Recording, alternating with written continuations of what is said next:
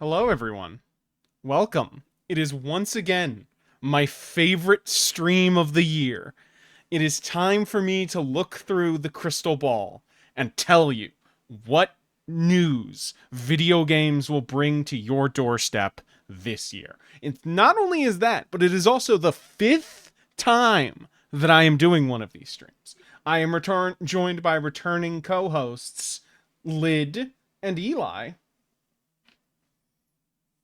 Was He's never bribed to been- be here. I don't want to be. No, I'm kidding. He's never been wrong before. And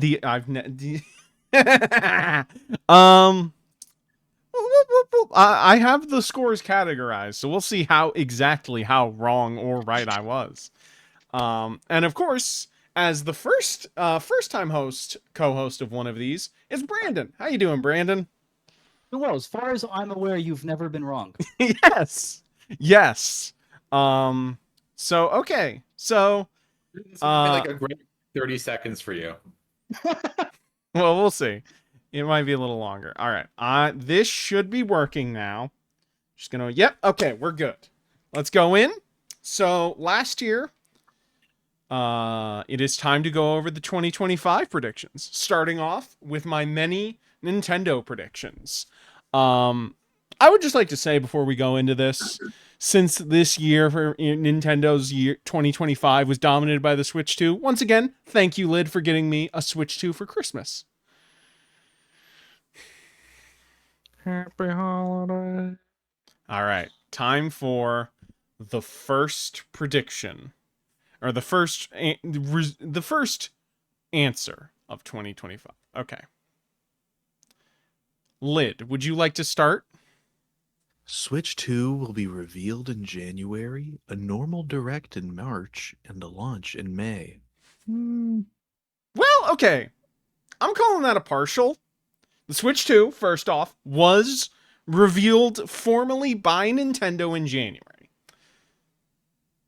But the direct was in April and the launch was in June. However, part of the reason why I feel comfortable getting the partial right is not only did I get the date wrong, or the reveal date correct, I also got the ratio of time between when they would do their big here's the Switch 2 direct and when they would actually launch the console. I just was a month off. So not all things considered, not half bad. God, I remember being so fucking worried they weren't going to do it in January. And then it was like a week, like 2 days later. It was like, it's coming. And they launched it on a fucking Friday. Anyway. Eli.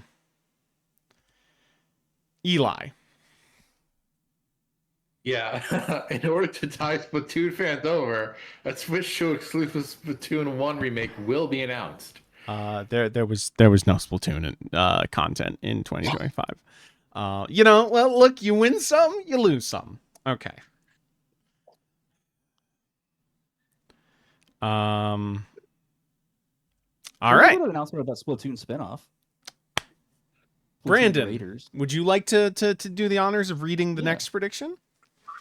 No new major lawsuits or settlements will occur in regards to emulation, but Nintendo will take down a major ROM site. Oh wait, I realized I calculated this is true.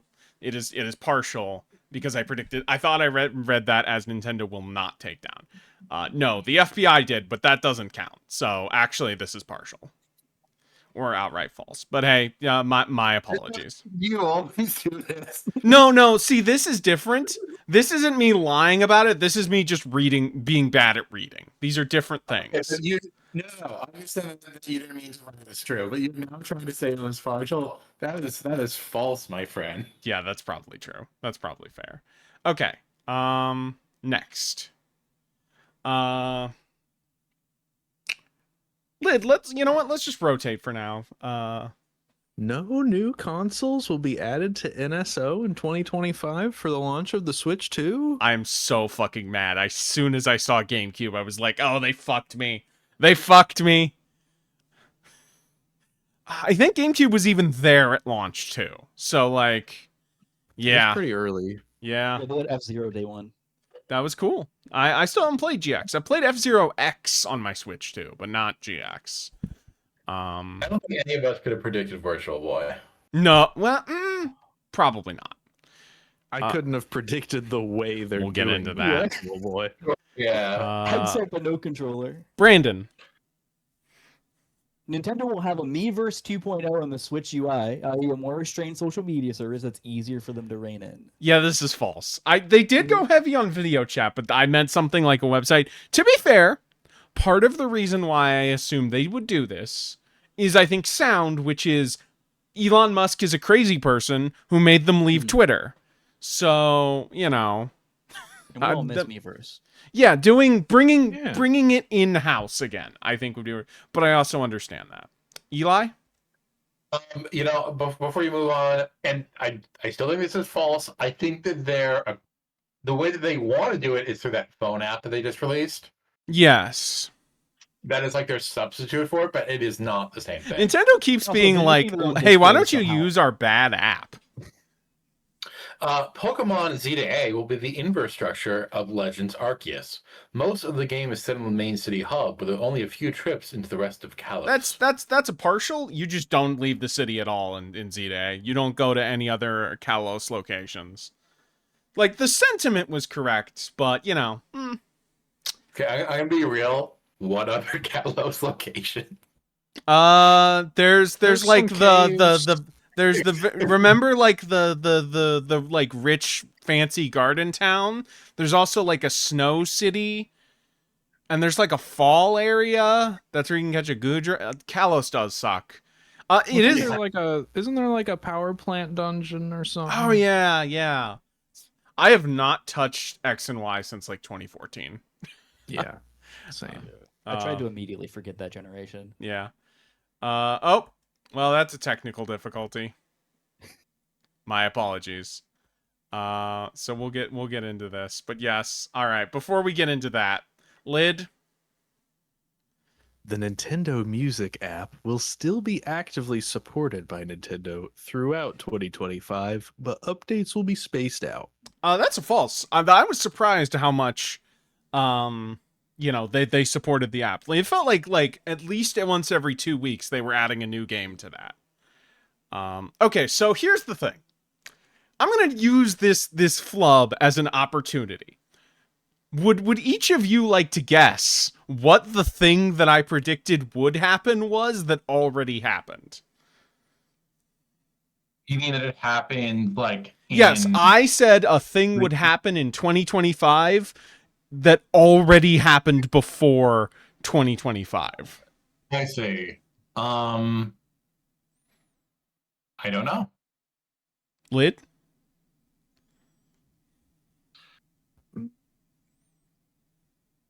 It'd be really fun if you're like Tears of the Kingdom movie. No, it's nothing that. It is something that is understandable that I missed it, but I should have caught it. I should have looked it. Sure. The prediction was Mother 3 will be added to Nintendo Switch Online, Japan only. That already happened. I thought they'd stab you again, but turns out the knives were already in your back. Sure. Okay. All right, Lid, I want you to read this one. We won't get a Wii U Zelda re-release. We get $60 Triforce Heroes. Now, if you notice, those are two different sentences. So, we did not get a... Hold on. Andy, you could kill yourself. That's false. Look, we didn't get a... What part of this is true? The fact that we didn't get Wind Waker HD. Like, you know that I'm going to get, you knew that I was going to give you shit for this, right? Yes, I've been waiting. I've known you. That's like you attached two possibilities of completely different likelihood with each of them as. I'm going to let you in a little say, secret, I was Eli. right. There is one that is even more egregious than this, but I think I can justify that. Yeah. I predict that. Shigeru Miyamoto will not kill himself, and I predict that they will re-release fucking I don't give a fuck. Yeah, that's fucking partially true because he didn't kill himself. What are you talking about, man? That is fucking false. All right, Like, okay. this doesn't matter, but can you at least have some integrity for your own bullshit? Look, I can justify it to myself, okay? I sleep very well at night. That's all that matters. Yes. Brandon. Dialects will be a major antagonist, but the final boss, Metroid Prime 4, will be original. You know, I thought they were setting him up to be the meta Ridley. Like, you know how like in Prime 1, you're like, "Oh man, Ridley's the guy." And then it's like, "Yeah, he's like important, but he's not like the final boss. The final boss is Dark Samus." I thought there was going to be like a mystery to this planet, that like some ancient Eve. No, it's just Silex with his little pew pew laser. You know what's funny is I actually, unlike the last one where you just blatantly lied about the category, I would give you partial credit on this one. Interesting. Okay, we'll see. He is a major antagonist. Yes, that is true. Okay. Eli. Kirby will be the first non-Mario character revealed for Mario Kart 9. So I'm calling this one a to be determined. We haven't. I'm gonna say this. I'm gonna say this.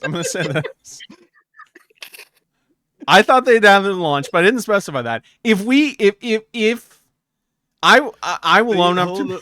Here's the thing: they didn't determine it this year. Yeah, there could be. Look, let's be honest. There's going to That be means Mario it's Kart World false for this year. You'd be so great as like one of those people in the 19th century predicting the end of the world, and you said, "Well, I wasn't wrong. It just didn't happen yet." Look, I could still be right. You know, this is look. But these are about what will happen in 2025, and it didn't. Tell you what. I have multiple of these on previous slides. I could do another one of these. I don't even have to stream it, where I fess up to all the times I've said to be determined and just been fucking wrong. I think we'll love that. Okay, cool. Oh, yep. Lid. For Mario's 40th anniversary, a second Mario Game & Watch will hit the towers, containing Super Mario Bros. 2 US and Lost Levels. The Game & Watch game included will be fire. Nintendo has not made any new Game & Watches. I really thought at some point they'd be like, oh, would they do more than 2? I'm disappointed. I wish I would buy another Game & Watch if they made those. Anyway. Oh, well. Dude, do you know how long it's been since the Zelda Game & Watch? It has been 5 years. It's been 4 years. Okay, Still, it's been long enough that I bet they're not. We'll get to the bottom one in a second. My apologies again. Lid. I know what that is. Well, does Brandon know? A new Donkey Kong game will be revealed, set for next year. It will be both a 3D platformer and center on the numerous returning animal buddies. I'm calling that a partial. You don't get animal buddies, DK transforms, but there is the 3D Donkey Kong game. Rambi is in it. Oh, he is? I didn't. But he's not a focus. Yeah, no, I think you need like he's like an environmental prop. yeah, to be a focus, you got to have like Rambi and guards. You gotta have at least 3 of them back. There's a part where you do ride Rambi and it sucks. Oh yeah, the race. Rambi riding Yeah, you've ever done. It's horrible. Oh man, that game really is a callback to Rare's N64 games. All right, Brandon. Nintendo will announce an Advance Wars style 2-pack remake of both Gold Happy and New Sun Year, games. Barry. Yeah, no, there was nothing Golden Sun related this year. Yeah, I mean, I thought, like, granted, it makes sense given how Advance Wars kind of flopped, but or at least, like, I don't think it flopped, but it was not very profitable. Makes sense I didn't notice again. Anyway, this one, Eli, would you like to read? No Kirby re-releases or new platformers. However, the release spin-off will be a sequel to an existing spin-off. This one I called. And you know what? I will say, if I had been more specific, I probably would have said, oh, they're going to use those mouse controllers because those leaked before the reveal of Switch 2 to make Canvas Curse 3. But, you know? Good thing you didn't, because you were absolutely right on this one. Eli, would you like But to read the next one as well? Yeah, I'd love to. The next 3D Mario game will be Super Mario Depths and will remix classic Mario level themes with underground elements. Look, I was close. I didn't. I Here's the thing. Here's the thing. I look. Look. Let me have this. From a pure fact checking standpoint, I don't want to give you the partial, but just the fact that the new Yes. game that is clearly the next thing from the Mario Odyssey people About is a exploring game the about Hollow going Earth. underground Yes. is close enough that it's This was really a funny. prediction from last year that we fixated on, and the fact that it ended up being about the wrong character, but the rest of the details were right is so funny. It has to be partial credit. Yes. Yes. This is a real fucking horseshoe and hand grenades situation. Okay, time for Square. Okay. Lid. Kingdom Hearts. Lid? Wait a second.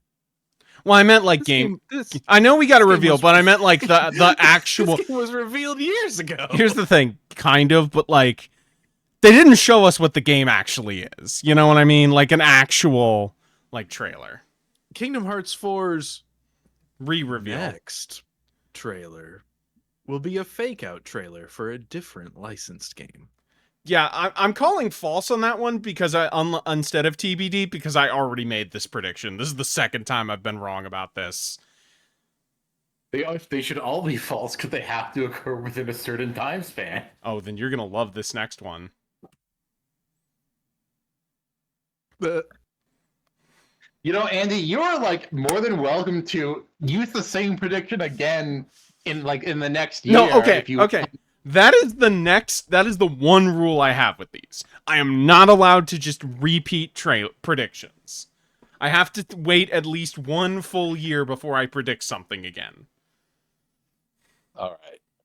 Well, Dragon Quest XII will be taking a meta angle on going for a darker tone. The game will be about an outside force corrupting the world and our heroes trying to undo the damage. Yeah, no, we still have not, which I guess is false. Okay, so I'm going to be slightly honest. Rather than I do not count I just didn't calculate the TBDs into the final percentages, so we can do the math for them wrong if they were wrong in a second. Anyway, Lid. there will be a Final Fantasy remake / re-release this year that is neither Final Fantasy IX or Final Fantasy Tactics. Tactics was the only notable Final Fantasy release. That's wrong. Listen, Final Fantasy 9. It is You were giving yourself partial credit because these were two sentences that were different. No. No. I'm glad you did. No, that because the thing is those are directly kinetic. Like they are not standalone. Could not function on their own. Anyway. Brandon. Yeah, welcome Tactics re-release.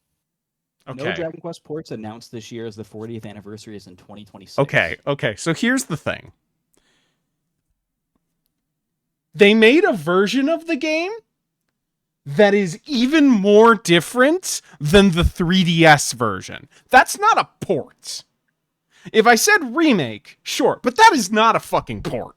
That game is not an entire let me ask you this. Would you call Final Fantasy VII Rebirth a port? No, and Oh no. these are different games. They're different games with the same basic story. Okay, I thought I would get more blowback from this. Thank you. I'm glad we can agree on this, relatively speaking. Again, I'm not enough to give it actually true, but I think a partial of that's not what I meant. Anyway. One of the main talking points about this game is going to be how, sorry to derail, but how much things change and if it was for the better or not. In my opinion, it seems to be yes, but there are people who are like, no, the opening needs to be 3 hours. And there are also a lot of people who are going to be like, well, the 3DS version was actually the correct balance. There will probably be those people too. Eli, would you like to read the final Square Enix prediction? An HD Chrono Trigger remake will be announced in time for the game's 30th anniversary. It's crazy you cannot play this game on modern platforms aside from PC. Like, it's fucking Chrono Trigger, man. Don't Yeah. you got a phone? You can also get it on PC, but still, because it is on Steam. But yeah, Sega. Good news. This one has no. I'm pretty sure Sega does not have any TBD predictions. Lid. The Sega arcade cabinets in Like a Dragon Pirate Yakuza in Hawaii will be unlocked via side quests as Majima loots ships. Yeah, I thought you were gonna like over the course of the game find and steal the various arcade cabinets that file up your hub collection. No. By all accounts, that is a more interesting idea than anything that happened in that game. Yeah, I've heard it is very much like they made an Assassin's Creed like Ubisoft slop on Yakuza. Yakuza, my apologies. I don't need to say it like a fucking anime filler for something that's not like that doesn't make sense. Yeah. You know what I mean? Yeah, that does seem correct. Okay. Brandon. The Alien Isolation sequel will be called Aliens Isolation and feature multiple xenomorphs. However, we're getting at most a CG trailer this year. So I feel somewhat comfortable calling this TVD for the reason that I specifically downplayed it. I'm like, we're not going to see much of this game this year. Has it been confirmed that they're making a sequel? Yes, that is all we know. Okay. I think it was just like a press conference that they just started it, so who knows when they're actually going to see this game. Oh, Lid, I think you should read this one. We will see the Jet Set Radio reboot before the 25th anniversary. So there was, at the start of last year, an interview, I think with like Sega producers talking about the history of Jet Set Radio, and that made me confident. That's the wrong color, but it is still false. No. They did not fucking do that. Yeah. Okay. Brandon. Sega of America will ramp up anti-union pressure in 2025. There was no drama. There was no articles, and it seems like the union got recognized. Good news. Glad to hear it. Sometimes being wrong is good. Absolutely. Lid. Sonic Racing Crossworlds will feature Sonic Riders hoverboards as a vehicle option. Yeah, they're in the game. That's true. That's totally true. You couldn't have predicted SpongeBob, though.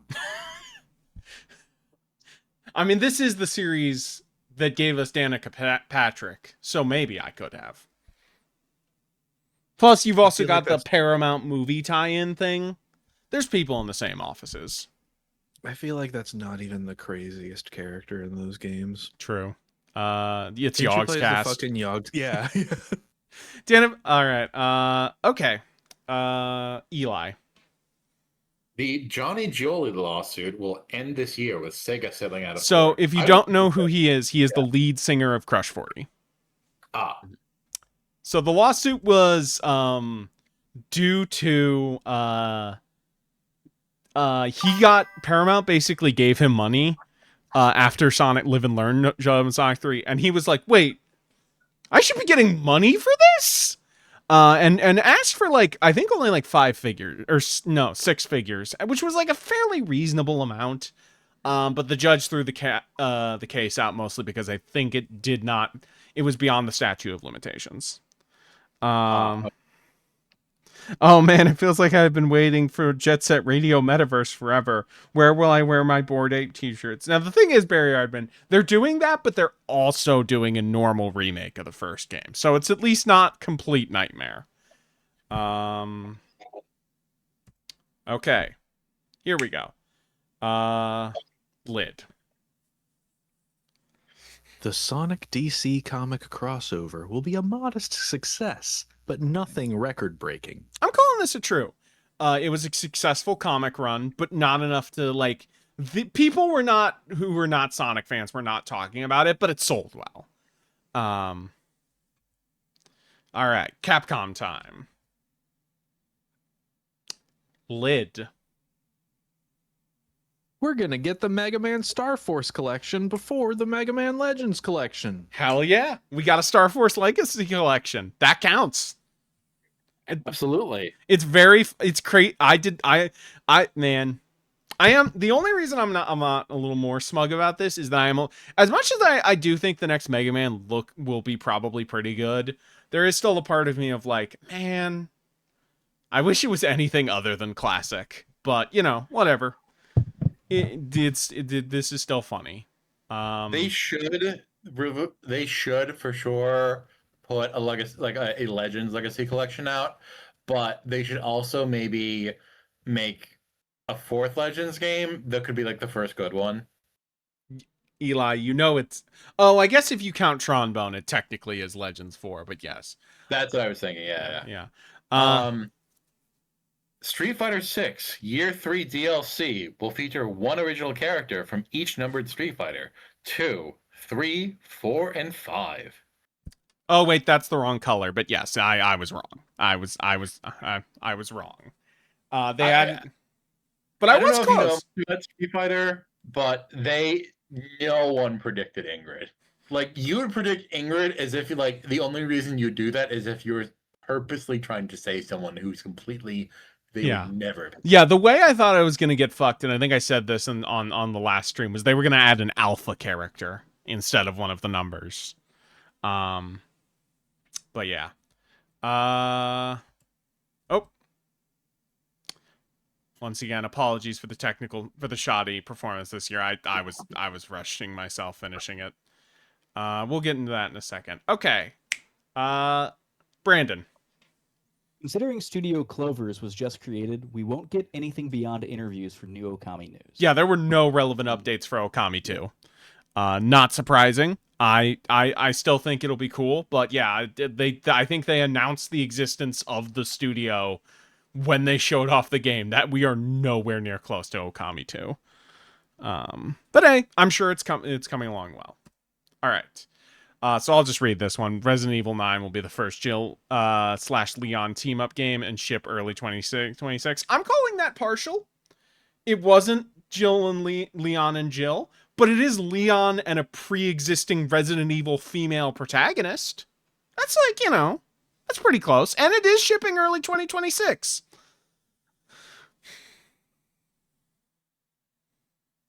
Any thoughts on being especially wrong or right on that one? I mean, it's wrong. I mean, well, I would say I'll give you like the early 2026 part if you want, but I feel like you said the first Jill and Leon team up. That's pretty specific. And Yeah, that's fair. That's also, fair. Is Grace a pre-existing character? She's not. I think she's from one of the spinoffs. I think she's not from a numbered, but she is from a pre-existing Resident Evil. I think she's from like Outbreak or mom something. is, but I thought she was brand new. Oh, okay. Like, I thought her thing with this game was this is her first game and she's scared, but Leon is experienced after the game. That is so fair. her Still got the date mother right, but yeah. Apparently, it's from a Resident Evil Outbreak, but she is a new character. Yeah. Lid. Konami will announce a retro Bomberman game collection, but it won't have the N64 games. There was no Bomberman this year. None whatsoever. I want to play those N64 games. If they get added to NSO at some point, I can play them now, which is nice. But yeah, no. Those are probably like the N64 games that I'm like most like. That and Goemon 64 are probably the N64 games that I'm the most like. Are you good? You seem pretty cool. The Goemon games are so good and way too expensive to buy. Brandon. Metal Gear Solid 3 Delta will use AI to create dialogue for a few brief conversations. That they didn't do that, you know? Credit where credit's due. Yeah. I feel like they could have it and it would have been fine. I know. Eli, be grateful I did not ask you to read that. I thought about it for a split second. Okay. Lid. Oh, Pac-Man World 2 Repack will be announced to celebrate the 45th anniversary of Pac-Man. 100% true. I also did predict this, I think, the first prediction stream. I think it was right after Repack 1 came out, and I'm like, they're going to have 2 right away. They didn't. But they did have this year, and I'm glad that Shadow Labyrinth isn't the only Pac-Man representation this year. I wonder if Dude, speaking of, did you see what I posted a little while about Shadow Labyrinth? what did you post about Shadow Labyrinth? The director of that game is the director of Kirby and the Amazing Mirror. Oh. Huh. Now I kind of want to play Shadow Labyrinth. I don't even like Amazing Mirror that much, but I'm like, well, that's interesting. I think Amazing Mirror is all right, but I'm like, oh, okay. He got to make another Metroidvania. Good for him. It's not a Metroidvania, but we don't have time for that. I thought it was. Whatever. Eli, you can read this one. No, I mean, Amazing Mirror isn't. Anyway. Oh, yeah, Amazing Mirror isn't. Original Dragon Ball DLC will be shown off for Sparking Zero.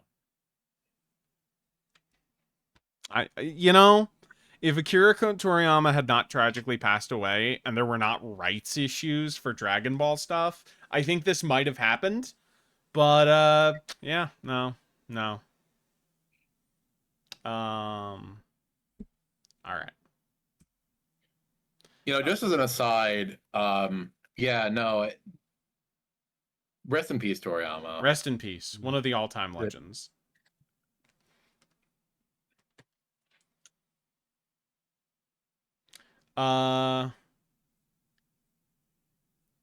Brandon, you played Ninja Gaiden 4. You read this one.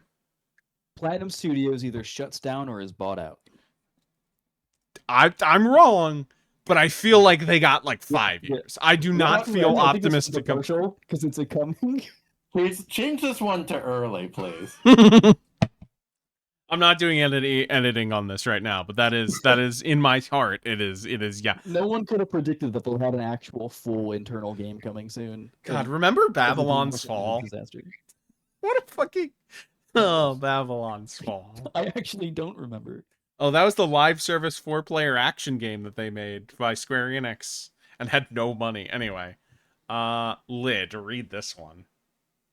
The new Shinobi and Ninja Gaiden reboots will launch in the same quarter and be within 3 points of each other on Metacritic. So, Ninja Gaiden Ragebound and Shinobi Art of Vengeance did release alongside each other in the same general quarter. I think they were, I think one was like, I think one was September, one was October. So, or no, one was August, one was September.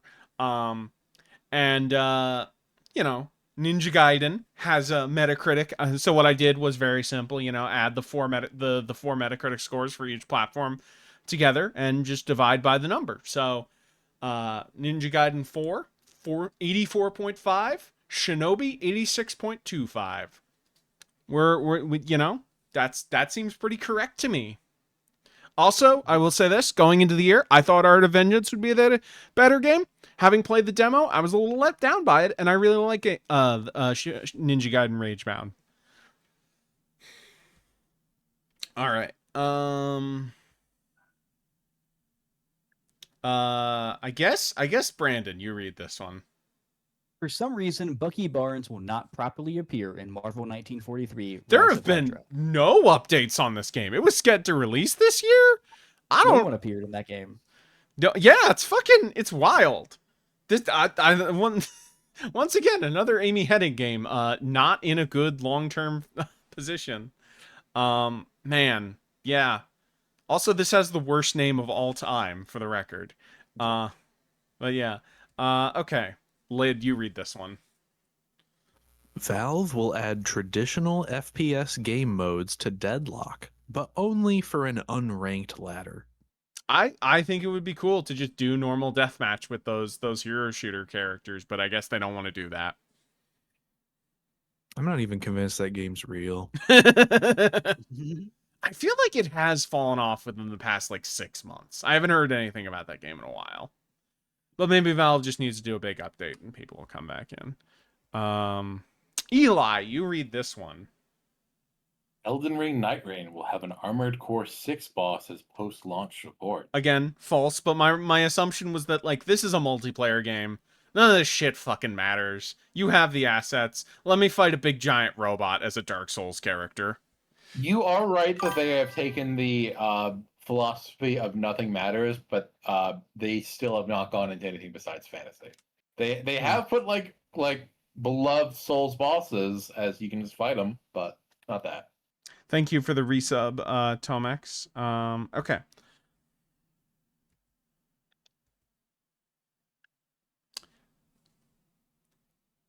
Eli, you played Silk Song. Why don't you read this one again? Shit Slog will launch within 2 weeks of its next trailer. You got mad at that one game. I can't wait to play it and find out how mad I will be. Yeah, I called exactly 2 weeks. I gave myself a little wiggle room, and I was right to do it, because sometimes a launch trailer doesn't actually release with the game's launch. I think the funniest outcome would be for you to somehow have a deathless playthrough. Funny. It won't happen, but it'd be the funniest thing in the world. Oh yeah, no, beautiful. Just like a million. Oh, that was close. I had 1 HP. Exactly. All right. Lid, you read this one. Instead of a SpongeBob game, THQ Nordic will be releasing a cheapish Avatar action adventure game to tie in the new shows Paramount is making. Is THQ Nordic still around? Technically, I think yes. Somehow THQ Nordic still exists. I think they did release a SpongeBob game, actually. Yeah, Yeah, it was there's like Patrick an Star game or Avatar: The something. Last Airbender fighting game on the way, but that's not a PS2 era licensed game. That's not what I meant. Yeah, no. Eli, you read this one. The Trump administration will intervene to protect Nvidia's stock price before it starts to dip. So Trump does own some Nvidia stock, and he did give them green light to sell shit in China. I didn't look very deep into it. But he hasn't done we are handing them a giant bag of money, invest in Nvidia scam. Yeah, that's because it is not dipped, really. Yeah. Yeah, no. Too strong. Also true. Yeah. Also true. We'll see what happens this year. It'll be Intel they intervene on. They'll need the help first. There's a reason Avatar has only one Kids' Choice Award while SpongeBob sues every year. Very true. I don't think Korra won any either. Okay. Ooh, Brandon, you read this one. Vampire the Masquerade Bloodlines 2 will launch with around 58 on Metacritic and fail to recreate the character writing people liked in the first game. It averages out to a 65, which part of it is apparently because it's 63, I think, and 62 on PC and PS5, but for some reason it's 70 on Xbox. Anyway, that's not around 58. It's kind of close, but that'd be stretching it. But the game, but it was not received well. No. In the grand scheme of how many numbers there are, they're pretty close. Honestly, I feel like you should just dock at least 5 points from every Xbox Metacritic rating, because I feel like most of the time they're just inflated by the fact that people are going, "Oh, finally something to fucking play on this piece of shit." Yeah, you would know.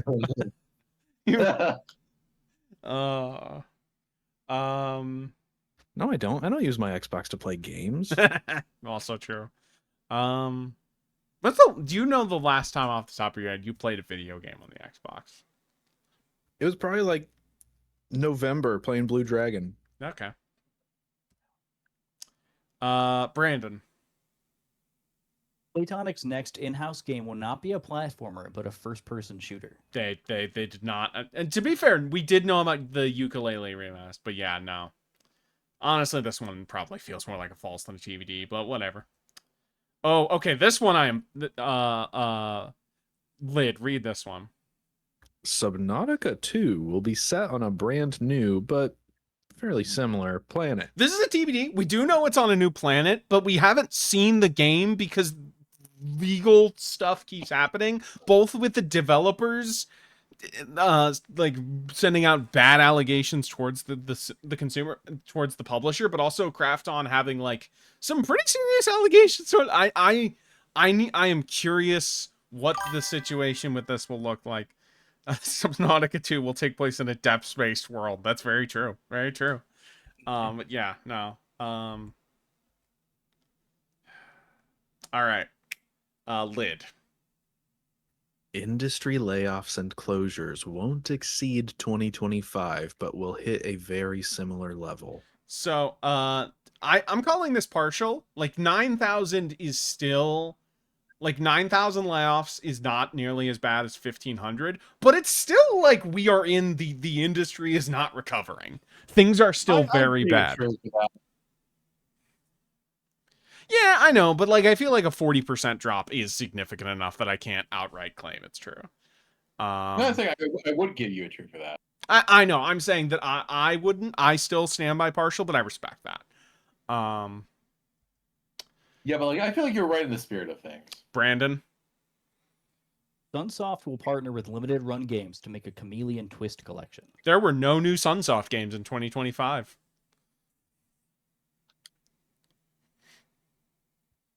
Yeah. You know, if those fucking Wonderling people could convince them to let them make a gimmick, how hard do you think it would be to get them to let me make the Chameleon Twist collection? I have seen the thing you're working on, and you know, you could make a Chameleon Twist. Your sensibilities are similar. What are the Snake Pass devs doing? Maybe they could make that. Damn. Oh, they'll say, They're not dude, making original dude. games anymore. You did not. That's a. Oh. They're only making NASCAR, I think, or something. Oh, that's Yeah, sad. they're like only a support dev now. It's fucking It's horrible. Yeah, it's depressing. What Eli, is their fucking name? Is Sumo Digital. Yeah. Chameleon Twist Oh. good, and also is Snake Pass good? I think Snake Pass is pretty good for what it is. The main problem with it is that very quickly the levels get like Zelda dungeon sized, and they're just too big for a platformer, I think. Yeah. And Chameleon Twist, I think is like for like a arcadey platformer of that era, like it's good if Yeah. that's, you know. and 1 what and you're 2 are looking for. basically the same thing as well. So, Yeah, 2 is basically a level pack. Eli, you haven't read 1 in a while. I know you don't give a fuck about Tomb Raider, but Yep. The previous Tomb Raider collections will be followed up by a collection of the first Crystal Dynamics trilogy. However, this collection will lack a new graphics. so I want to explain that last part. That's because all of the new Tomb Raider collections already look like PS2 games to begin with, so why bother? Anyway, they're making a full HD remake of the first Tomb Raider again instead. So, yeah.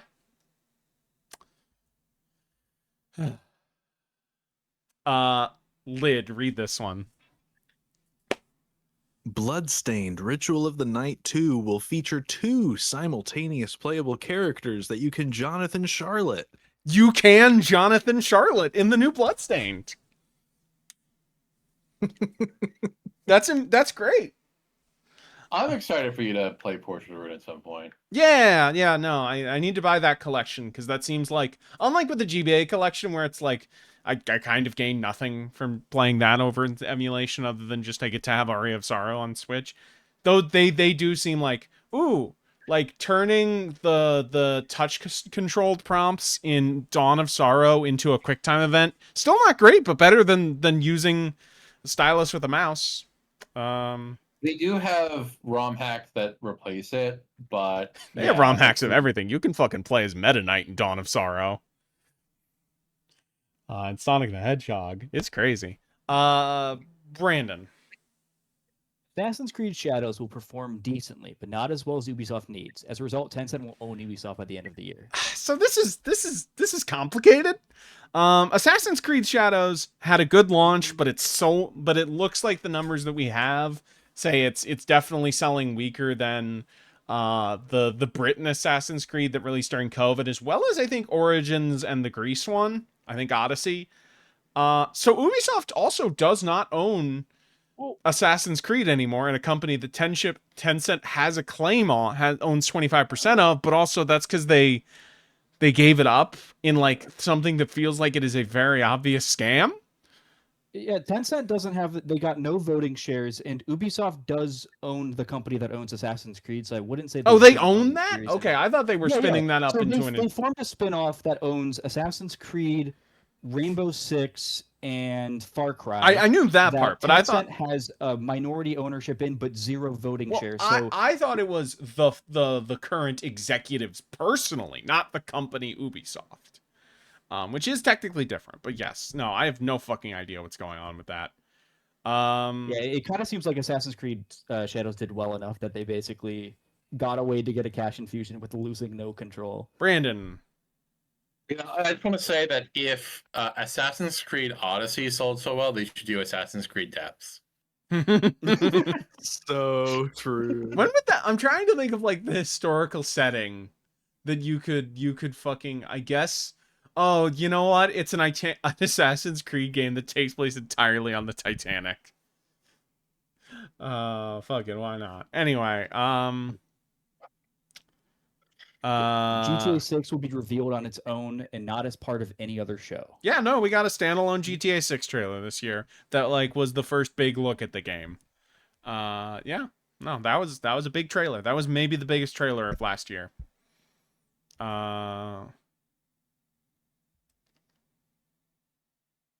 Lid. When you get the sniper rifle in Atomfall, the game will reveal Rebellion did not take out the slow-mo X-ray vision headshot kills. They do not have sniper elite headshots in Atomfall. I thought they would as like a company signature, but no. It does. So Atomfall is like they made like a Fallout game in Britain because they had like assets to make something kind of cheaper, and I've heard mostly decent things, but yeah. Eli, you read this one. Marvel Rivals will be brave and add someone who even Cole would consider a glup shitto. No, they have only added people who are very fucking mainstream this year. I thought this because they had Jeff the Shark and like Luna Snow, and then it's like no. All right. Lid. There will be serious discussion over whether David Zaslav sells or shutters WB Interactive. So I meant as like its own thing separate from Warner Brothers. WB Interactive is probably safe until the merger is complete. And who fucking knows who's going to get to merge with it? Because like because Paramount is appealing to Congress or to the Justice Department saying Netflix can't buy Warner Brothers. They don't get to do that. What a fucking stupid thing. Anyway, this is it for the general predictions. On to, I believe, Xbox. Yes. I like how Xbox is so low rent it comes after the general prediction. Well, I count Xbox and Sony as themselves, but yeah, I used to have Nintendo in this slot, but yeah, I figured I switched them to the front. Yeah. Xbone, yes. That's not their console anymore. It may as well be a bone. Lid, you read this one. Microsoft will port Halo the Master Chief Collection to PS5 and it will launch with all 6 games. They're porting Halo 1 to PS5 and it doesn't even have all of Halo 1. That's this fucking morons. Okay, here's We're doing a remake that apparently changes things about the game that some people are pissed about, but I don't know. Running.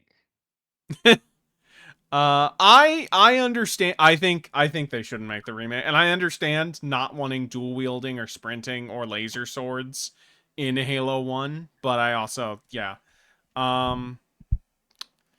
There's shit where like even the designers of the original game are like, why'd they take those rocks out? Those rocks were there for like a gameplay reason. Brandon, you read this one. Double Fine will not be capable of releasing a new major title by the end of 2025. I was wrong. It looked like they were on death's door at the start of this year. I was that major. no, I would not consider Keeper major, but like because everything I've heard is that like this is too short and the gameplay is not interesting, even though the art director. That's a typical Double Fine, unless it's a Psychonauts. Yeah, true. Yeah, I think every game that they've made, Well, aside from those, has been pretty. Well, okay, Lid, you read this one. Doom: The Dark Ages will feature the Mother Demon in a prominent role. No, there's no Mother Demon. You got it is like okay, Doom 1, you got the Cyber Demon and the Spider Mastermind. Eternal, you got the Icon of Sin. You know, you round out the classic 2D Zoom bosses. Nope.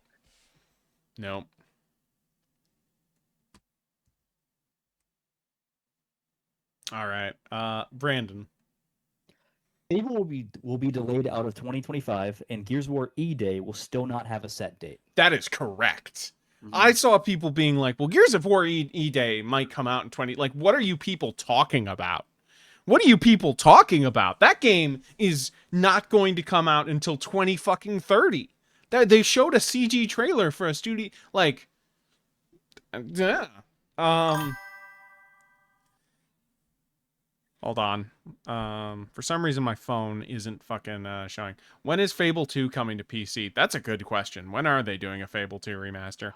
Anyway, continuing on.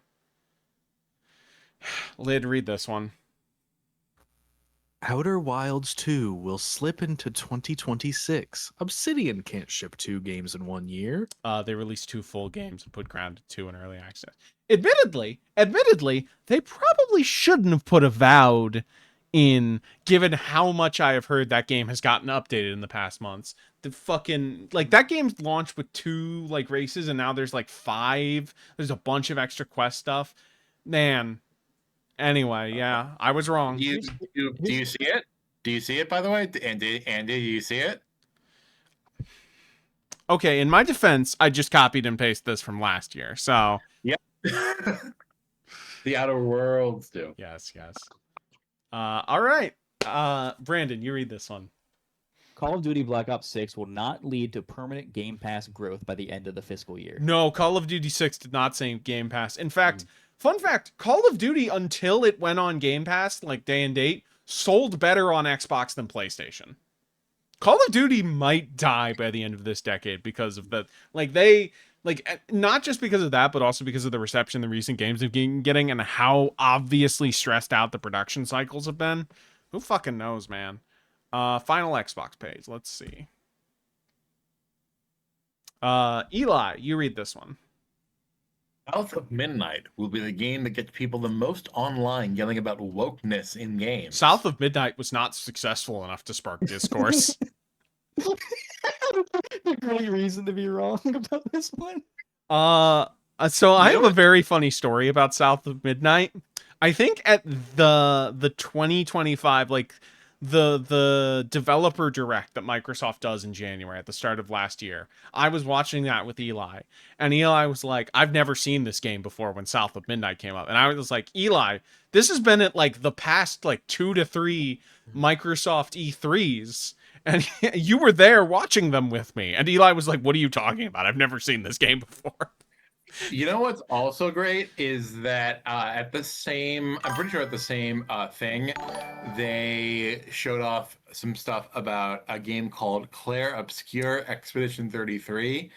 And in my mind, Claire Obscure Expedition 33 and South of Midnight were both going to fail horribly, and no one was going to talk about them.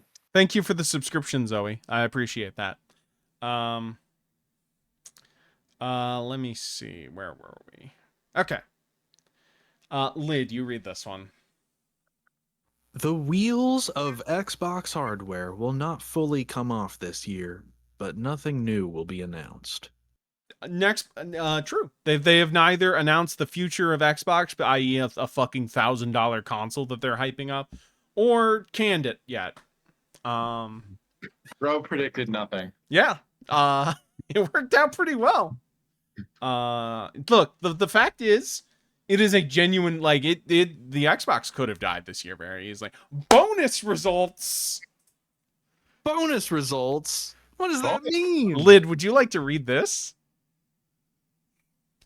Eli predicted that Phil Spencer will ask Donald Trump to increase tariffs on Japanese game consoles to protect the only American games console. That did not happen, but it would have been really funny. There are a couple of I want to say this is mine, right? Yes, this is yours. You said this, man. I don't remember saying this, but I'm sure I did. I can send you the timestamp. You see, Andy, this is the real reason that the next playground is so cheap. So I do feel like the tariffs are why the new Japanese game console is more expensive.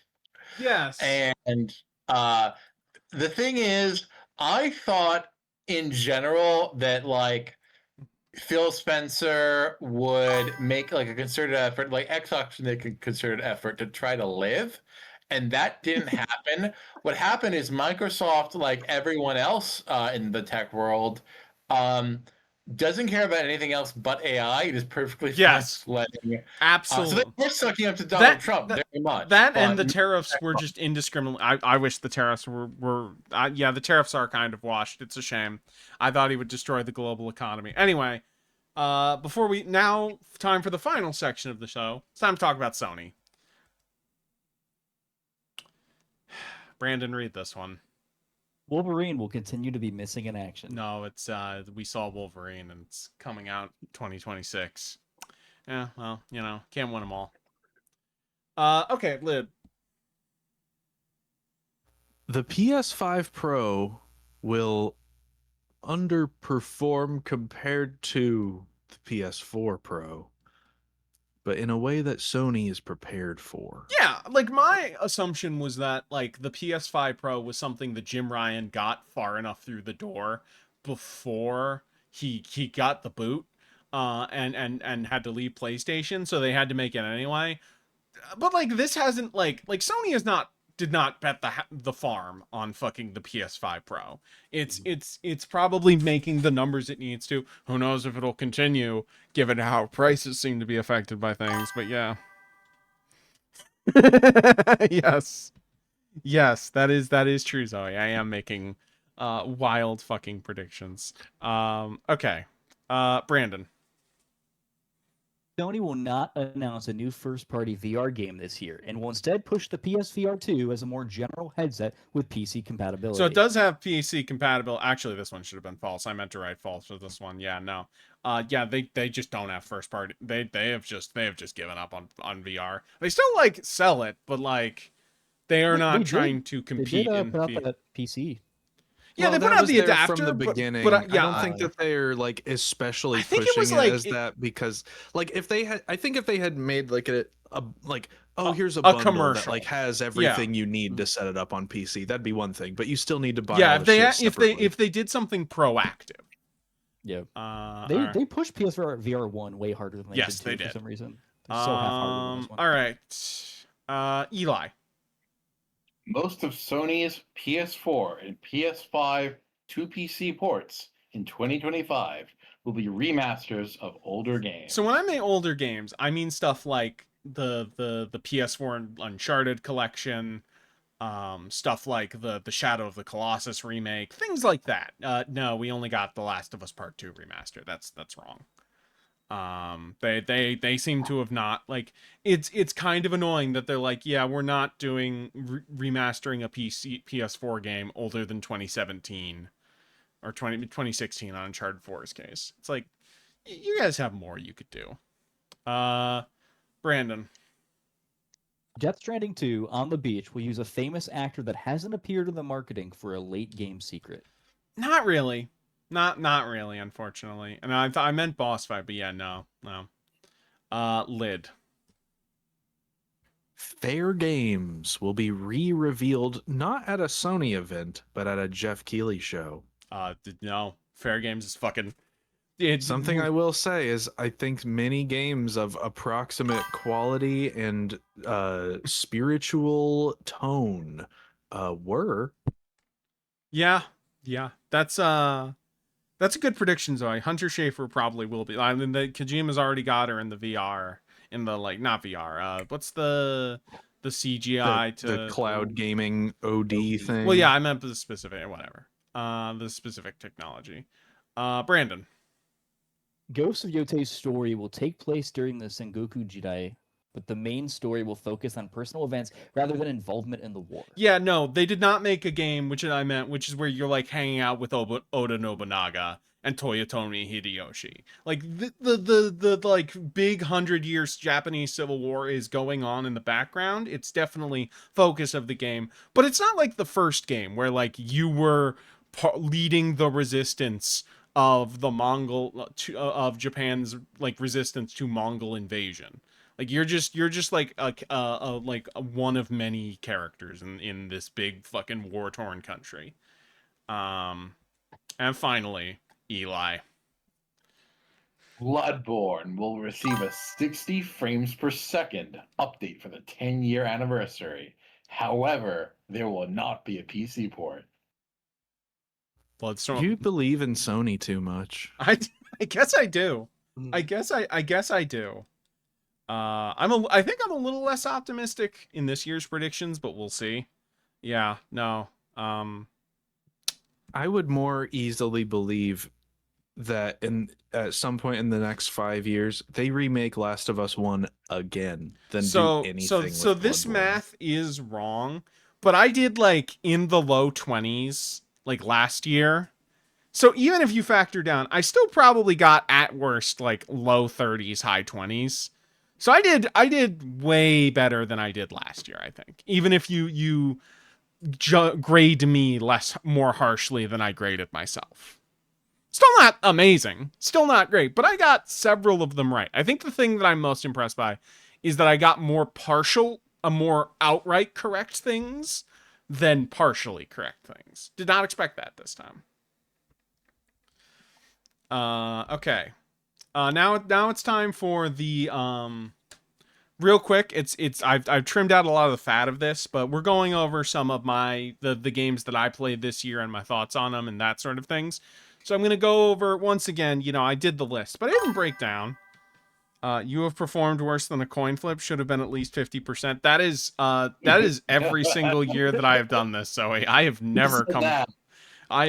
It's the spirit of things. Who in your Twitch chat said that? Zoe said that.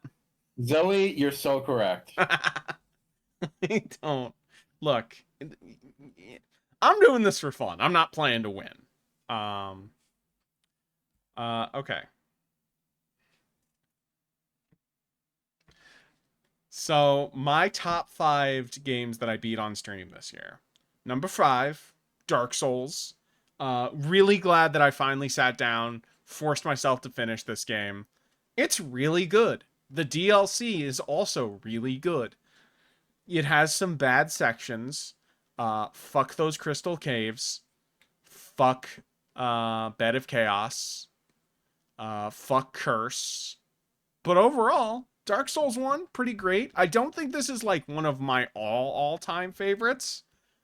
But I do believe that From Software has made in this series one of my favorite games of all time. One of them has to be in there, and I'm very excited to see what to give the rest of the series a try at some point.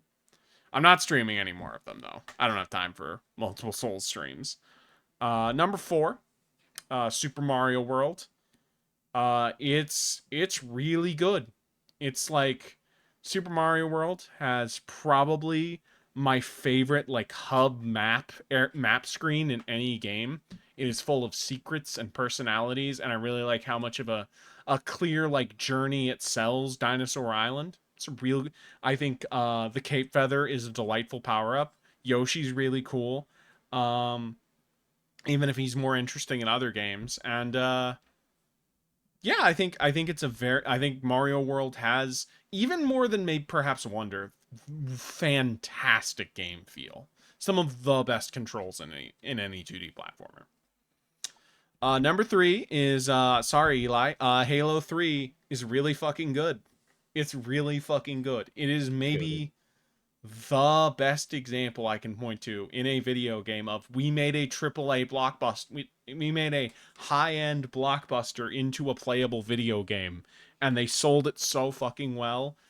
Yeah, some of the guns, I guess, aren't as good as Halo 1 or Halo 2, but that's like... and yeah, you can't play as Keith David, but you get to be best friends with Keith David, and that's good enough. Halo 3's campaign fucking kicks ass, and I probably will not play it again because fuck Microsoft and fuck them for supporting Israel. Number 2, Kirby Superstar Ultra.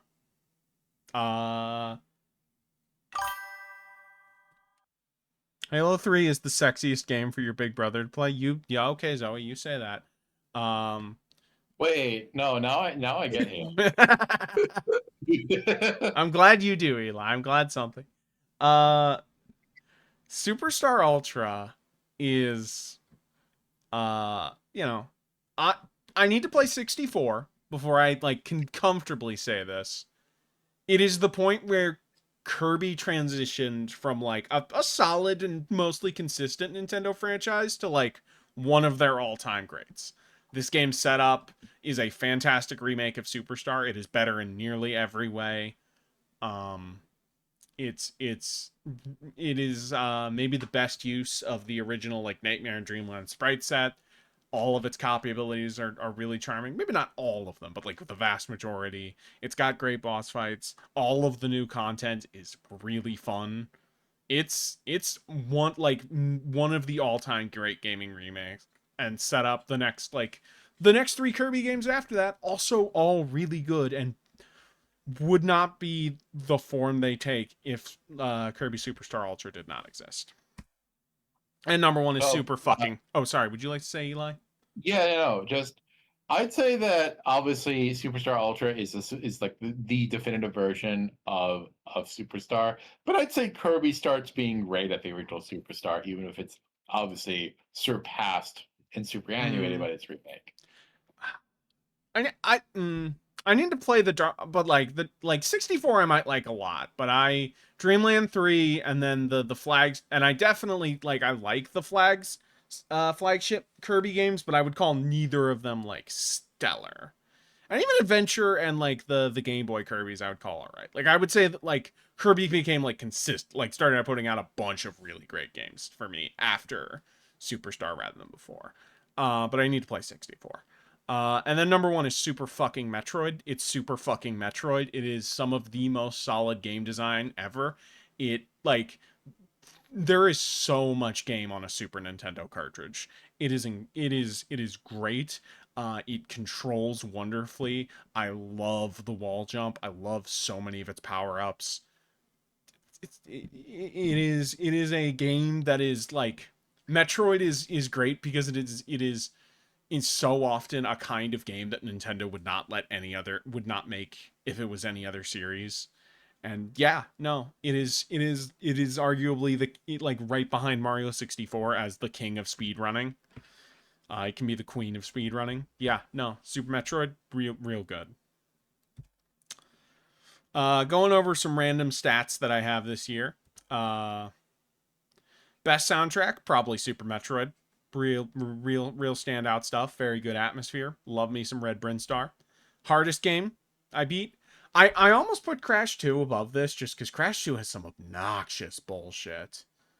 But yeah, Dark Souls is kind of hard. I had to grind and like do multiple practice attempts for over like 2 or 3 days to get to a point where I could comfortably take down Manus.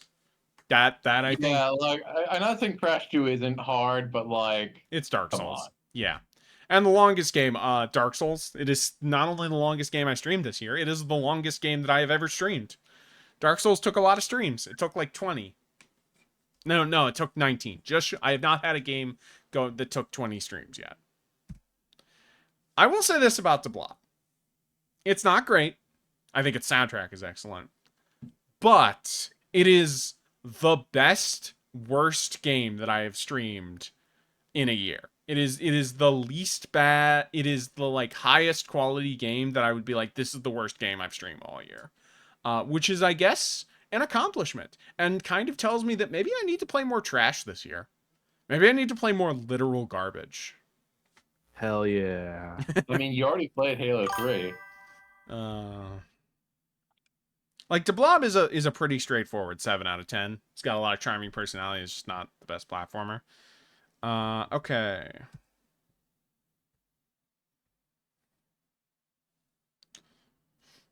Oh, I'm gonna check something real quick just on OBS. Let's see.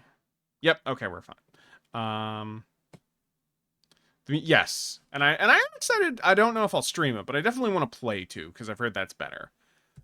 Winners and losers of 2025. First off, so I give like a company like a power rankings-esque winner and loser every year, and I think the company that had the best 2025 got to be Koei Tecmo. They made multiple Ninja Gaiden products.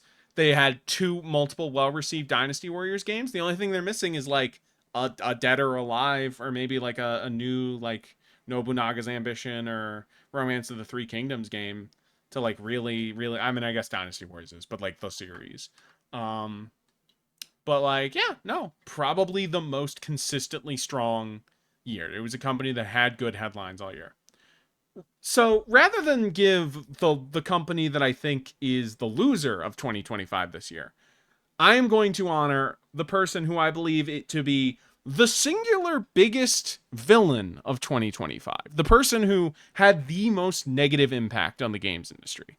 And that, of course, is Crown Prince of Saudi Arabia, Mohammed bin Salman. You know, the more I hear about this guy, the more I don't like him. Let me tell you something. I'm gonna. No, I can't say that. It's gonna be like, man, it's fucked up how much Saudi Arabia is flexing cultural capital in the West and just buying shit up. Them like teaming up with Jared Kushner to buy out Electronic Arts. Bleak. I don't like EA, but it's like, man, you can't fucking do that. All right. By the way, they also ruined the new Fatal Fury. Oh, that's right, because they put Rape Naldo in it. Yeah, they did.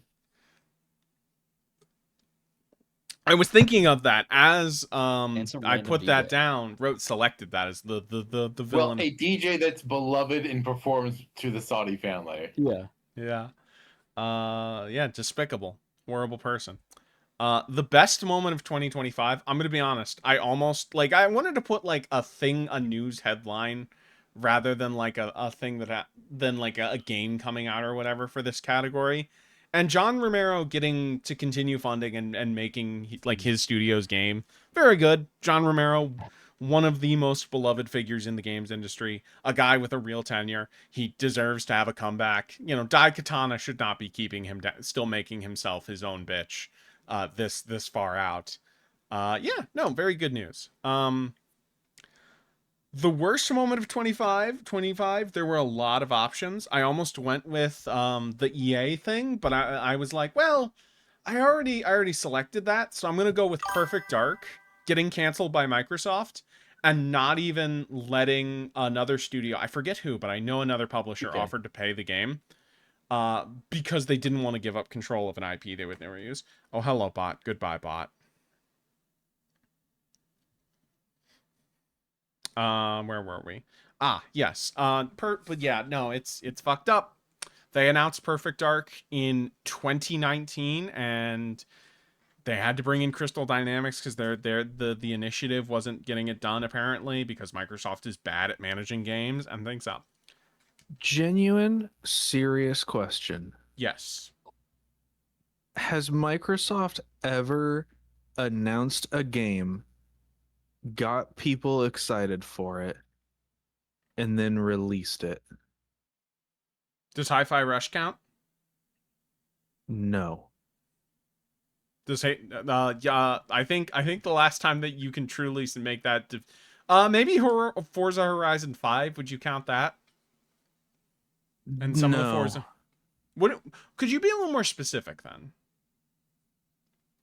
Well, like, okay, Hi-Fi Rush doesn't count because it was a shadow drop. No one was excited for it. It was just a new thing, and it like wasn't that big. Forza, like, even if like I don't actually have any numbers to back it up, right? But like the fact that, like, for example, Noah Caldwell-Gervais did a video on Forza Horizon 5 tells me that around that time there probably was a slight bump in Forza's reach outside of like its typical audience. But like I feel like, you know, like You know every what I'm time gonna that say they've then. had every time that they've had a significant like you know, like something like fucking Scalebound, right? Like or stuff like Scalebound, Perfect Dark, like things that like people actually get excited about, like, oh, this is like a core video game that's like a, you know, as I don't know if you've watched the Bosman this week, but you know, like an exemplary, in his words, you know, like, oh, this is like a system selling video game that they're making. Oh, you know when was the last time I they don't had think they've that? ever in Halo like the past 3. 15 years at least, they Yeah. have not announced, got people excited, and actually released anything. Not they have been very, very bad about that. Now, one of my favorite westerns of all time, kind of a basic answer, is The Good, the Bad, and the Ugly. So I wanted to honor this by having, rather than the best or worst, the dumbest. Now, there have been a lot of like fucking stupid things in games. There are a lot of things that I'm like, why are you doing that? Nintendo themselves, they are a company that has made a lot of questionable decisions, especially with pricing and how they've focused on things and how they've like, you know, hid information that they should have put in the directs themselves. But let me tell you something. I don't think Nintendo has maybe done anything quite as stupid, not even as the original itself, than the NSO Virtual Boy experience. That is a perfect fucking storm of stupid. What do you mean you have to pay fucking $30 for a cardboard shell to play Virtual Boy emulation and own a fucking Nintendo Switch Online expansion pass subscription, or you have to buy like $99 for a plastic recreation of the original that doesn't even fucking come with the controller? What are they doing? And you can't play it on your TV. Why? And also, like, one of the things of the Virtual Boy is that it has the same like 3D effect as the 3DS. The Virtual Boy is basically a 3DS that you have to like keep right in front of your face and is only red and black. So it's terrible. But like, you know, Nintendo insisting it's the cost of the thing, and Nintendo making this false equivalency on an authenticity that they've never done before. What is this? Why man. All right. So rather than give a top 5 list, because I allowed myself to fall behind on new releases this year, I'm just going to talk about the 5 games that I've played that I would consider the most interesting, just going on them in rough order by release date. Starting off with a game that might be my game of the year, Beyond Citadel. I really like Beyond Citadel. It's one of the most fresh like boomer shooter, like retro 2D shooter, 2.5D shooters I have seen in a while. It has a very distinct art style. It has a great soundtrack. It has some real moments of strong atmosphere. There's several moments that like recreate and sell a similar experience to entering Ash Lake for the first time. It's really cool. It is also a game that I cannot recommend to anyone because come on. That's hard to recommend to people because it is so garish. And like I think that works. I think it is thematically like the fact that it is that is so much of it is fetish bait. I think there is real artistry and because of that, but it's like, man, why'd you do that? Also, I think it is funny. It is one of the all-time answers for least appealing a video game to Eli. I don't even know what it is, but I like other than it's a shooter, and you said it's fetishy, but like I don't know exactly what You know you how meant. like when you play Doom guy's at the bottom of the screen? Yeah. What if there was an anime girl with big tits instead? And also That go on. and also there's hyper realistic graphic violence. Like when you headshot someone, a piece of their head falls off. Yeah, this is for a very specific Yes, it person who is. And I am not that kind of person, but I appreciate it even in spite of those things. My second game, Pipistrello and the Cursed Yo-Yo. You going like Beyond Citadel is like you going to like the Eyes Wide Shut party because they have great food. Yeah.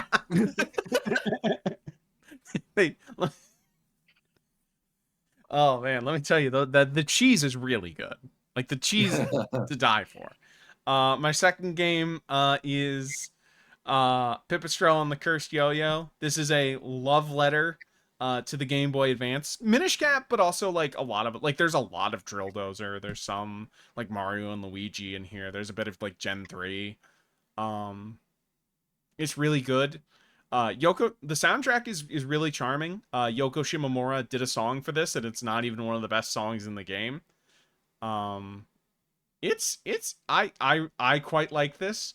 It is, I will say, very aggressive on combat encounters, and if you don't feel the need to like tinker with the settings or don't want to engage with that, this is not the game for you. But I enjoyed the combat puzzles in this. I enjoyed that it like made me like, it's not that it's hard, it's that it asks you to like think about combat and gives you a lot of abilities in ways that I think is satisfying. Zexon is my pick as someone who has not played Silksong for Metroidvania of the year. Um, it's a Metroidvania, but it's also kind of a twin stick shooter in that like you move and shoot independently in 8 directions, and it's not like Contra where you like aim your D-pad in the same direction. Like no, you gotta really think that, and it's a really charming Metroidvania. It's got like some pretty fun power-ups. It's got like a one of the most like authentic feeling recreation of the NES 8-bit art styles.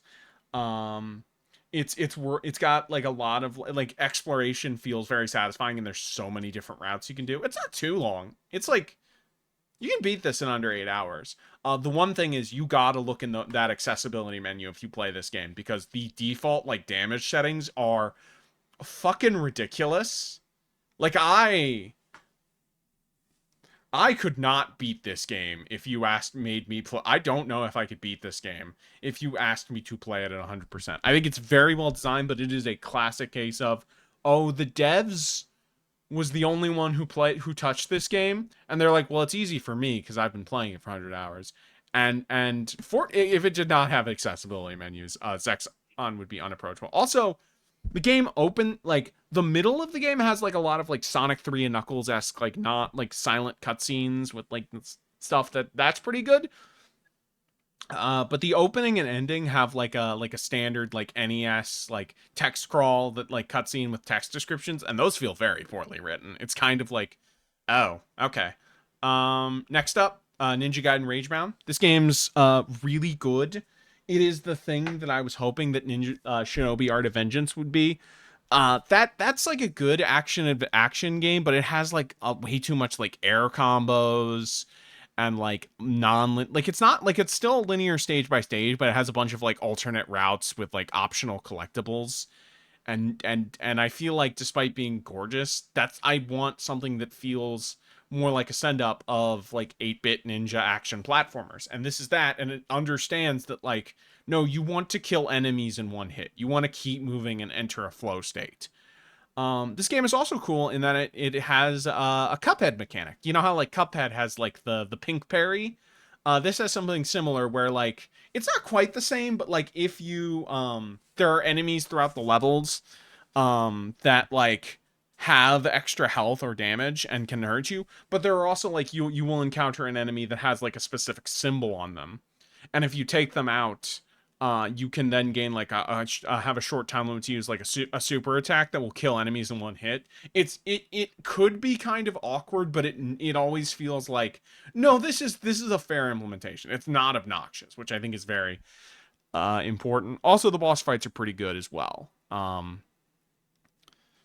I will say, the one of the things as someone who has not beaten this game is like, there's a lot of like optional challenges and collectibles and stuff where it's like, how much of this do I need to care about to like how much do I need to worry about 100%ing this game to beat it? And that's going to like to unlock stuff at the end, and that's going to affect my rating. But otherwise, I really like Ragebound. If you can get it on sale, it's definitely a good time. It might even be worth full price. And the final thing I played, which came out just last month, was Skate Story, which is a very like artistically interesting, very cool like skating game. It controls pretty well. You are a soul that has bones of glass. You have to escape from the various layers of hell, and to do so, you have to eat all of the moons, like literally eat the moons of hell. The skating feels pretty good, with the one exception that there is not a dedicated grind button. You just have to like land right at the right angle and hope it works out. Don't like that. It also has like boss fights in a skating game, which is cool. Basically, you do combos, and then to like cash out when you're in the air, you like press the left button, and that will let you do like a ground pound sort of thing, and that will like cash out your combo, and that will be like damage to the boss, which is like a pretty clever way of handling boss fights in a skating game. It's also like it's got some like fun moments of absurdism. It's a neat little game. Yeah. And then finally, the final thing before we get to this year's predictions are the most anticipated games of 2025. These are ranked. And going off the list. First off, we have Densha Attack, which is by Undercoders. Lid has played some of their previous games. The trailers for this are really strong. I don't know if I'm going to quite pick it up at launch, but I'm very interested in how this looks. Basically, it is like a rail grinding thing where you have to like time like button presses. It seems very and you are playing as a school bus, and you go through like kind of Katamari-esque like stages. Like it's not like Katamari where it's like kind of a collectathon and you grab things and it's sort of casual pace wise. Like it's a lot more of that. I do just High want to octane. clarify. It's not a school bus. It's a train car. Train car. My apologies. But yeah, it seems very neat. Number 4 is Yoshi and the Mysterious Book by Nintendo ? Because we don't know who's actually developing this game until until the game comes out and we see the credits. What if Lucy finds a mysterious rock? Yes. I originally had I swapped this with the new Rhythm Heaven after getting the Switch 2 because one, now I can play it, so that, you know, that matters.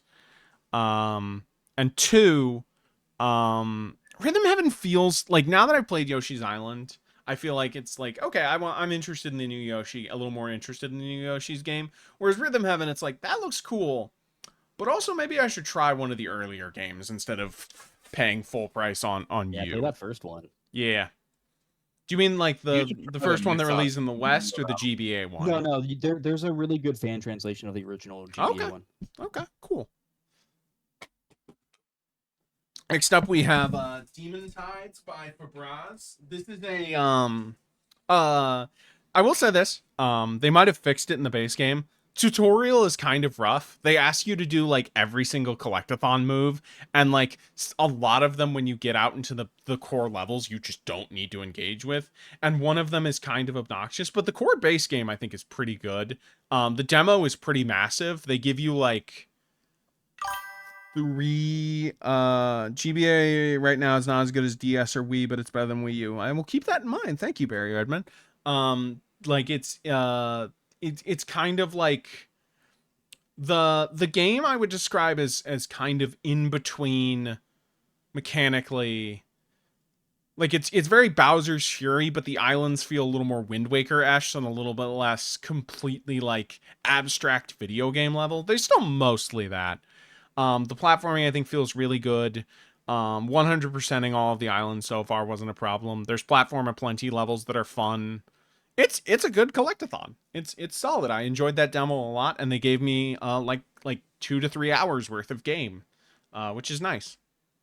Next up, Bloodstained: The Scarlet Engagement by Artplay. I wasn't the biggest fan of the original Bloodstained. I liked it, but it was not one of my best Metroidvanias. I definitely would not call it one of Koji Igarashi's like. That would probably not crack my top 3 when all is said and done. But I did like it enough. And again, he is like, this team is filled with people who have made some of the best Metroidvanias of all time. So and all of his previous entries are very different. So I'm at least curious. Like, I have pretty high expectations for this game, and I think it will be pretty good. And finally, this was lower on the list, but then I played the demo. Pragmata is really fucking good. I think this seems very sick. It's nice that it's only $60. The shooting feels excellent. It does the kind of like post-disaster, like cyberpunk space station environment very well. the dynamic between you and the little robot girl seems kind of fun. I enjoyed this quite a bit, and I will expect that I will like it a lot. Anyway, And isn't there a different game by Fabraz that should be on there instead? we don't. I'm not. You know what? I'm not. What could it possibly be?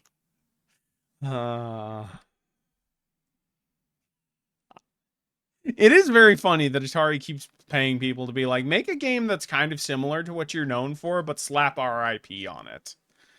Because they also had Way Forward make a fucking Yar's Revenge game. That was a Metroidvania. That was weird. Anyway. Yeah, that doesn't look bad yet. Starting off again with Nintendo. Let's jump right in. Let's begin with the first one. The next 3D Zelda will have a CG trailer during the summer Nintendo Direct. No date given. It's been like, it'll be like 3 years since the release of Tears of the Kingdom. They like doing reveal trailers for 3D Zelda too early. They did it with Breath of the Wild and Tears of the Kingdom, although granted, Tears of the Kingdom might have been delayed a little longer than they wanted to. But like, I feel like it's probably time where they have like a concept and like probably a title, you know? Like they can give you like, this is the vibe of this 3D Zelda. I don't know. Maybe like a concept teaser I could see, but given how the last couple ones went, I feel like we're gonna be calling this game Zelda Switch 2 for like 3 years. That is true. That is true. I forgot that in yeah, that's probably fair. All right. Yoshi and the Mysterious Book will not feature Bowser or any major Koopa villains. I think they're going to be going with most of the original like enemies and stuff. You're hanging out with the book. You don't need to have Bowser in this one. It's just like going to be some lighthearted adventures. You know what I think would be interesting? What? What if the game just doesn't have a villain? Yeah, I What could if totally they're see just that. chilling? What if they... That would be interesting, but I don't know. They put like Hammock in Yoshi like series a lot. Yeah, maybe. So we'll see. Luigi's Mansion 4 will release in 2026 and be centered around Luigi winning a vacation to a theme park. Yes, it's going to be Luigi's Mansion Crow Country, if you're thinking that. It's going to be like, I imagine it's going to be like kind of like a Disney World type thing where you have different like lands. The thing is, the reason why I'm predicting theme park is that after the hotel in Luigi's Mansion 3, it feels like you can't really do a single building that's crazier than that. So like centering it around like a theme park seems like similar, like a natural expansion without like breaking the premise. It is crazy how good Luigi's Mansion 3 looks on the Switch. Yes. Also, so imagine what they could do with the Switch. Also, Next Level Yeah. Games has not made a game since 2022, so it's like, yeah, it's definitely possible. They did do some support development on Prime 4, but Yeah. Brandon, do you have any thoughts on this? On any of these? I hope this one's true because I loved Luigi's Mansion 3. Yeah. I think it is Lid's favorite Switch game. I don't know if it's my favorite, but I do think that it is like it looks better than anything on PS4. Okay. Would you guys prefer if I read them or would you like to read them? Whatever you want. Okay. So Smash Ultimate will receive a paid Switch 2 edition. It will be $10 and offer no new characters, but some new assist trophies and like 5 to 10 new stages. Do you want to know what I think is more likely? What? Because I don't think that they're going to add anything to the game. I think it would be something closer to like the Animal Crossing update where it's like $5 we put something in the fucking Nintendo app. Yeah. And it's a good enough reason to have a paid DLC after or something. You know what? I think I will have you guys read these. Honestly, just to get... like, I feel like there's still a lot they have to do for like 10 new stages is a lot. Well, 5 like... to 10, but yeah. Well, the thing is, but I think that's a little more small and manageable when you don't have a character. Also, they could be they could be old stages. The way that like Minecraft Steve alone has to be able to interact with sages in different ways in order to like make his Yeah. Minecraft bullshit. And it's like there's definitely work that needs to go in and like testing that needs to be done. So like I don't think it's impossible, but it's like I don't know that they would bother. Perhaps. I think that my assumption here is just enough that they can charge money for this. Oh no, they'll charge money for fucking nothing. I feel like that's what I'm saying. Sometimes they do, sometimes they don't. It's weird. It's weird. You know what? I'll have you guys read these. Let's see. Lid. Rather than making you pick between male or female for Mii's in the new Tomodachi Life, you'll just be given specific outfits. So I don't know if you guys remember 10 years ago, but Tomodachi Life got in a little bit of hot water because the game did not allow you to have gay relationships because they designed the game around like getting couples together and having kids and like that kind of thing, which I assume was more out of laziness than homophobia, but I could be wrong. So I think they're just going to avoid that and be like, yeah, no, they're not going to like name, which is a thing that a lot of Japanese games are doing recently. I think there will be like one new character that's a Nintendo character, like Piranha Plant. That could, you know, they could add like Hammer Brother or something or Charge and Shock. I could see that, but yeah. Okay. Brandon. Nintendo will do a carrot and stick approach given the current lackluster financial situation. Many older Switch 1 games will be discounted to 50% or more off. However, the base console will see an increase to at least $500 US. So this is undeniably a little hopeful optimism from me. But the my assumption here is that like now Nintendo did not have a bad holiday season. But compared to expectations, it was definitely a little weaker. And who knows how rough things will be for the games industry, especially with how like RAM is going up.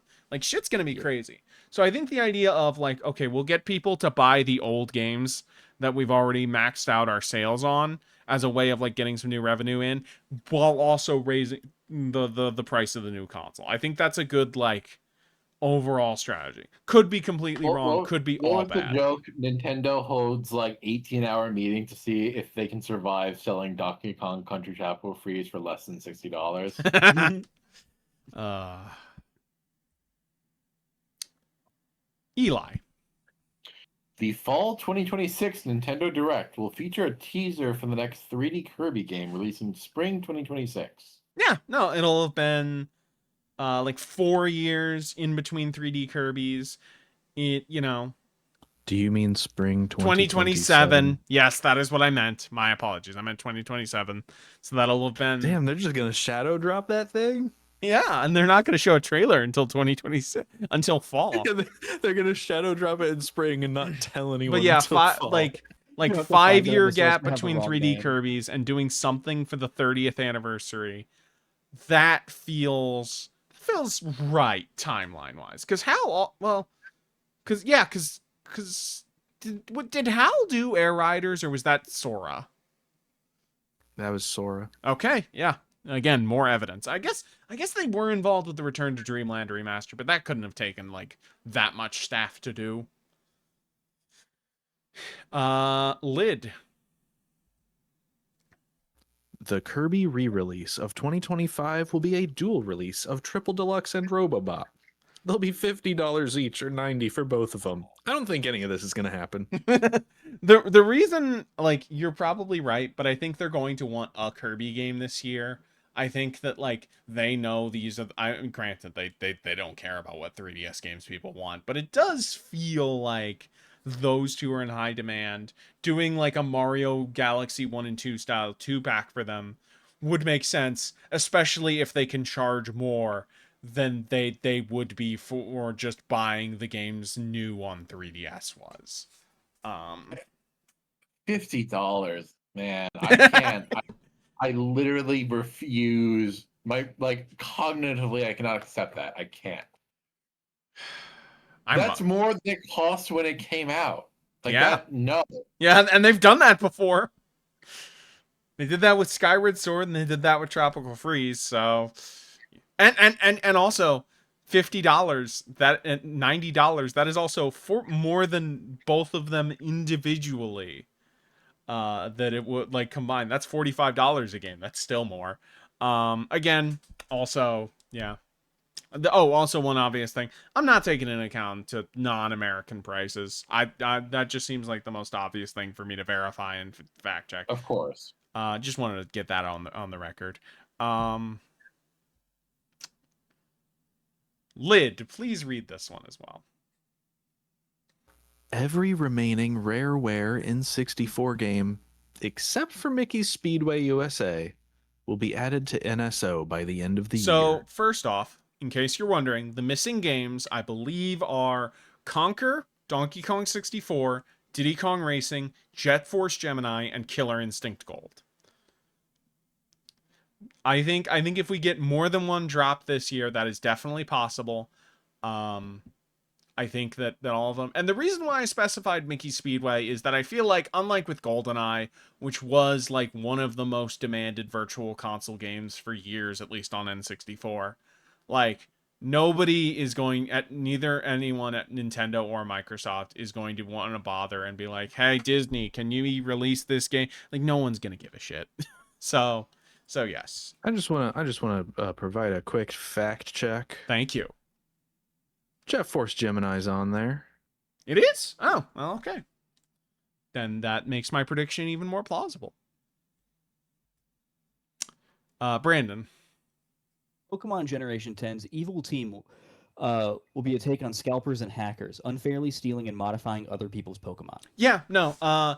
Every Pokemon Evil Team for a while has had like a gimmick, like Team Rocket, Yakuza, Gen 3 environmental terrorists, Gen 5 kind of like health advocates, but also like religious fundamentalists. Gen 7 was like the abused kids. And like, you know, there's like a theme. This feels like, yeah, no, why not? I feel like this is too fucked up. They've done kind of like, oh my god, they fucking pierced my Pokemon's ear to put a tag on it, and now there's just a hole in my Pokemon's well, ear. I imagine I it think could be you're thinking something of like Digimon. Shadow That Pokemon is from accurate. Colosseum as well. They could bring back that idea. There's ways you could do it. Yeah, they could do like a Coliseum because like the people playing these games are like, you know, my age. So I feel like Yeah. they could do like an E10 Pokemon game and it would be fine. Brandon. 2027. Oh, will that's see supposed to be neither a Switch 2026, 2 Lite obviously. My apologies. or a Switch 2 OLED. Nintendo will want to wait before releasing new variants. Yeah. That sounds right. Yeah. No. We're not Honestly, gonna. I think a combination of the rising parts cost and just I think whenever we talk about this stuff, I feel like you know, from what we know about the Steam Deck and like other like portable, you know, high-end computers and things, I think that there is a tendency to underestimate the difficulty in engineering a smaller one of these. Tune I back think it'll in when be- we talk about both Sony and Microsoft. I think it'll be a couple years at least. Lid. And might not even be that much smaller or anything. Mario Kart World will get 2 paid DLC waves, each centered around one new hub island. Yeah, I mean, I think that like they're going to want to kind of keep the diegetic open world thing, so they're gonna do like similar like packs, but they're gonna be like, no, these are on their own special islands. You have to go to the DLC zone on the map.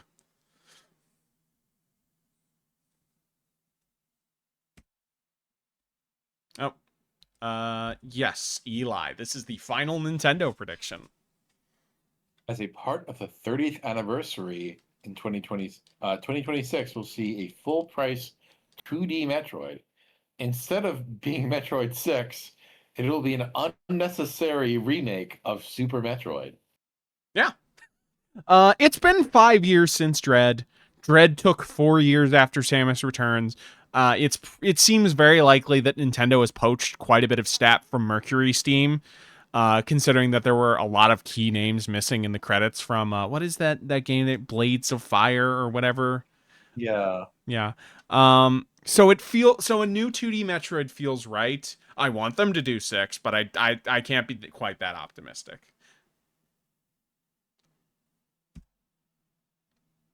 Sega.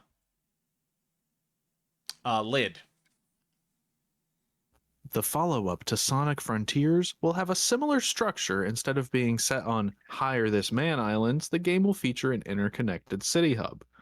The game will also be set for a holiday 2027 release date. Yeah, I imagine we'll see this like around the Game Awards, like the end of the year. They'll tease this because, fun fact, Sega has not released a Sonic game outside of the holiday season in a while. I think Sonic 4 Episode 2 might have been the last time, and even then, like, that was still like a smaller digital title. Sega loves being like, no, the Sonic game will come out during the holidays.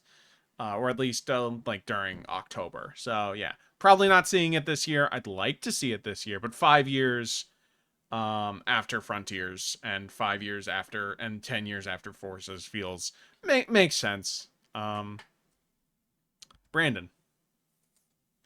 The Sonic game of 2026 will be a re-release of the HD console version of Sonic Unleashed. Yeah, they're not going to include the Wii or PS2 versions, but this does feel right. I mean, like, yes, you can play it on an Xbox and you can technically play it on PC, but, you know, I feel like, decent amount of people buy Sonic games on PlayStation, and, like, Nintendo, I think, is consistently been the best-selling, like, the hub for Sonic games. Like, they have not made a Sonic game for a console that was not like a non-Nintendo console since, again, Sonic 4 Episode 2, or Generations if you want to count like just home consoles.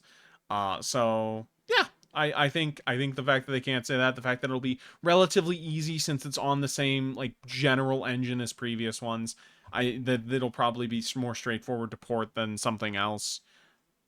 Yeah, I think it feels right. I almost guessed this last year, but I think they announced the racing game earlier. So yeah.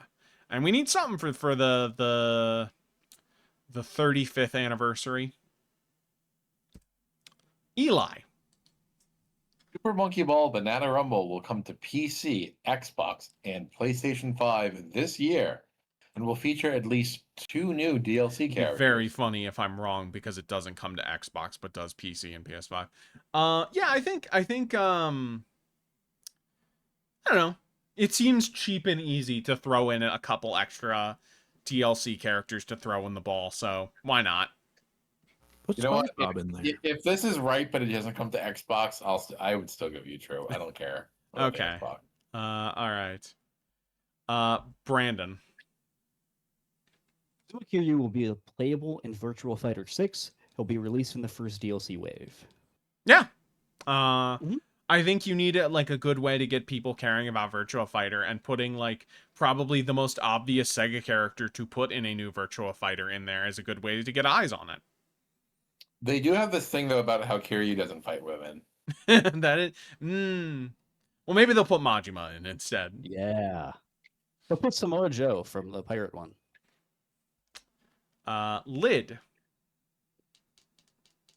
Sega will hire M2 to do a collection of Sega's Superscaler arcade games. So technically, the 30th, not 30th, the 40th anniversary of Superscaler Sega arcade games was 1985, but most of the ones people like Afterburner and Outrun both came out this year, so you could still do that. I don't know.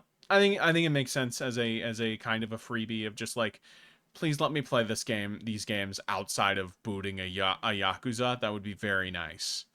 Okay.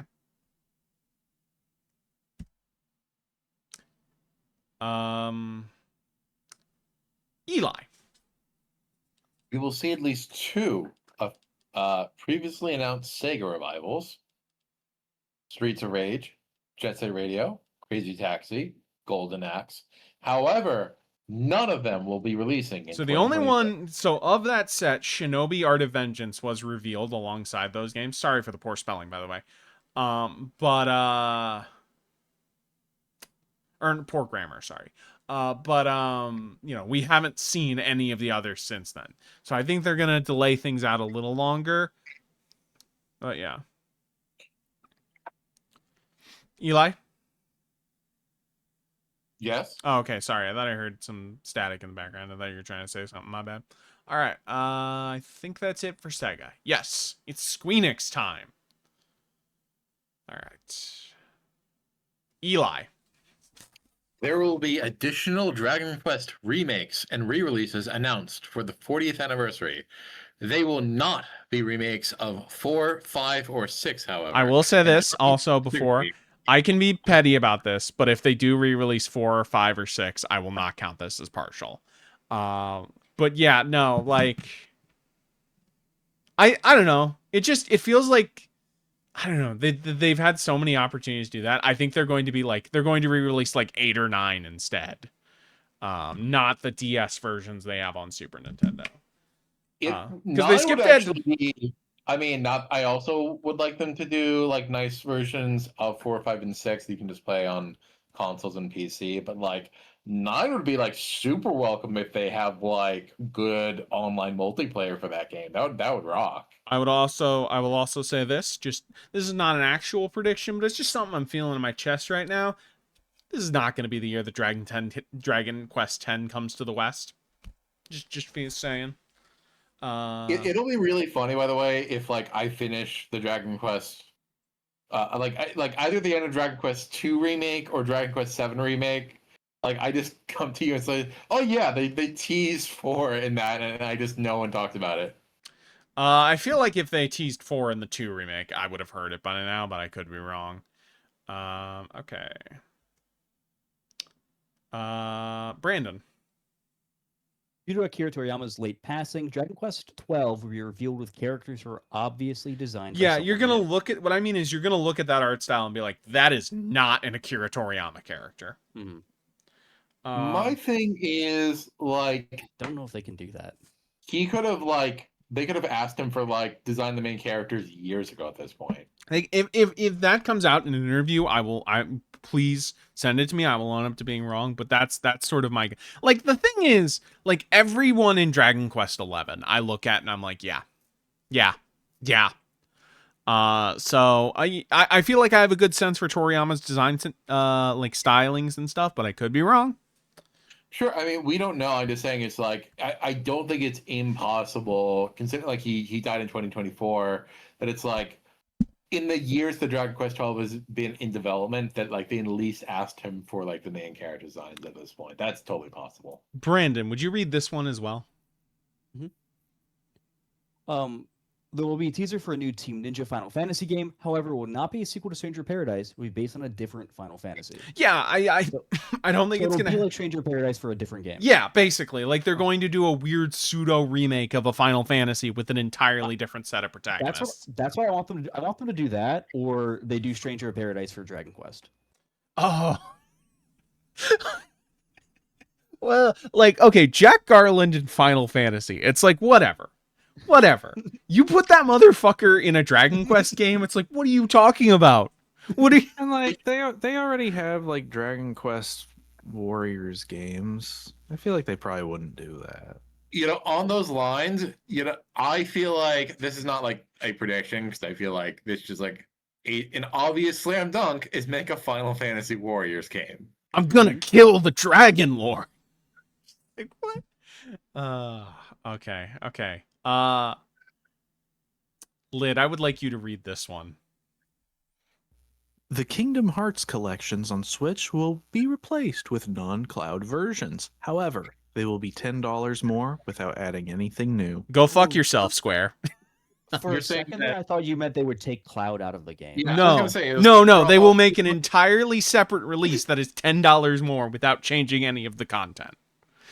Are they gonna replace Cloud with Raido Kuzunoha?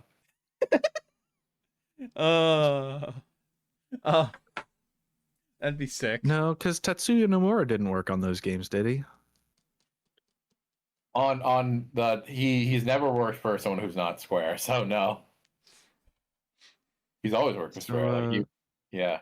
Kingdom Hearts Birth by Sleep featuring You know Dante what? from the You know Devil what? May Cry series. They'll have them come back and design a few characters for Xenoblade 4, and they'll put that in the new versions of Switch Yes. Kingdom Hearts.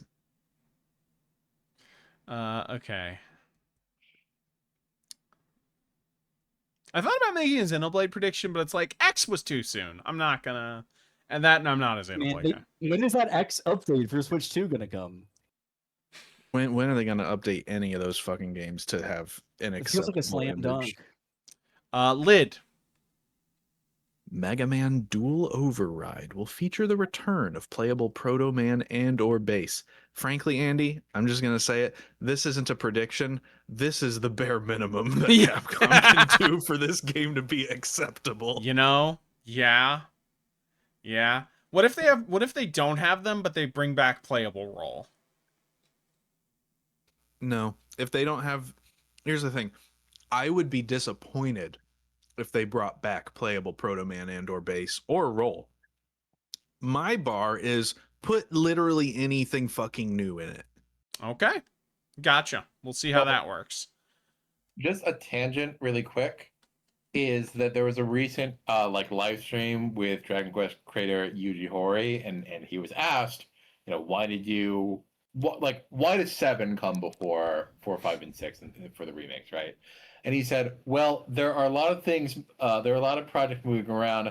This one was just done first by chance. And then he was asked its follow-up, oh, so you're remaking 4? And he said, I'm not saying anything. Well, fuck me then. So Hey, it could be in more difficult states than they thought, and just be late. It could be late. yeah. Okay. Brandon. Resident Evil Requiem will set up the return of the Weskers to Resident Evil. They've been teasing bringing back Albert for a couple games now in the background. And it's like, man, the main villain has been dead for almost 20 years now. Yeah, They're most not of the going to keep series that at a this point. trend. They're not going to fucking keep to that. We will have a revitalized Albert Wesker. And didn't they say that 9's going to be kind of like a reset to a new era of Resident Evil? Yeah. So that could fit with that too. Yeah. They're gonna have Albert Wesker as Nero. Oh, that'd be well. Didn't they already kind of do that in 6? I wouldn't know. I don't fucking care. Eli. Capcom will release a second beat 'em up collection that contains Final Fight 2 and 3, as well as finally porting Alien vs Predator to console. That is, well, the first thing is those are Super Nintendo games, but I think they can throw those on. AVP is the best Capcom arcade beat 'em up. It fucking rules, and it has never been ported to home consoles. It has been on, I think, one of Capcom's plug-and plays, but not on that. And it's like, man, port that game. I want to play as Arnold Schwarzenegger's character from Predator with a fucking machine gun arm. And yes, I can just play it right now. I've played it before, but it's it's the principle of the thing. Lid. The robot girl in Pragmata is based on the protagonist's dead daughter. So based on the demo, it seems kind of like the protagonist has a little bit of amnesia, because there's of don't you work here? And he's like, yeah, I do. And there's banter. It feels like this is the I like Pragmata. It feels like this is going to be the kind of hack twist they do. This is the company that went your wife is your arm for Bionic Commando reboot. So did That was one of the coolest twists ever.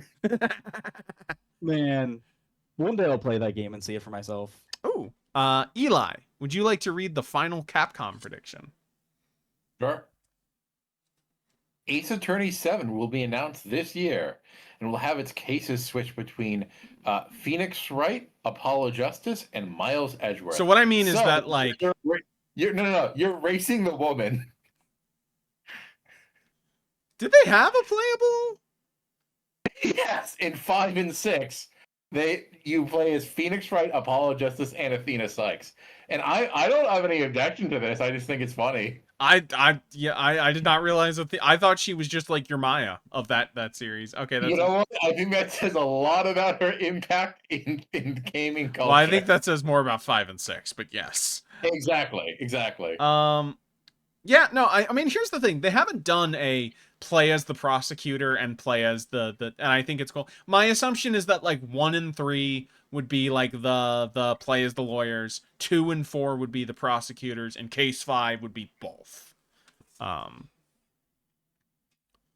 Yeah, and they would all be different cases. You would have like a separate lawyer character and a separate prosecutor character for when you're playing as Phoenix or Miles. Okay. All right.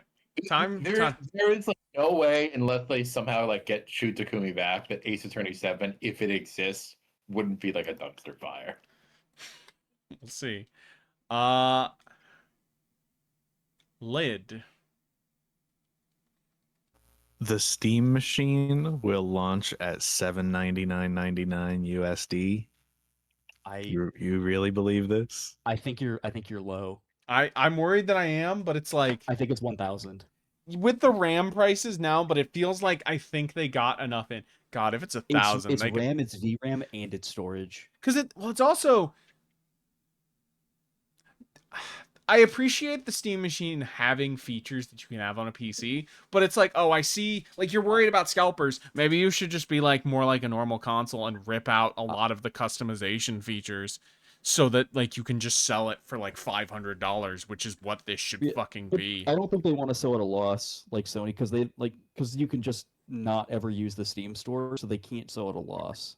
Is the problem they're kind of stuck with. It's like yeah, Sony at 500 by selling at a loss. Yeah, it's too easy to turn this into a normal computer. That's the only thing. Yeah, the thing is they're afraid of companies buying up all the stock and then stop using them in their offices as office PCs. Yes, which is why I'm saying maybe you shouldn't maybe you should make that difficult, but it goes against the principle of Valve making the thing. But it's like, if you can't do it right, maybe you shouldn't do it at all.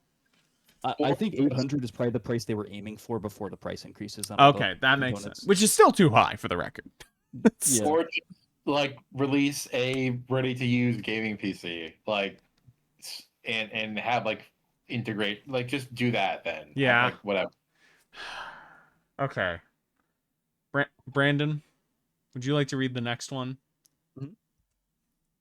Valve will release a non-VR single-player Half-Life game in 2026. I'm kind of believing the copium. I think you're right. Yeah, I noticed something though, Andy. Yeah. You did not say that you were releasing Half-Life 3.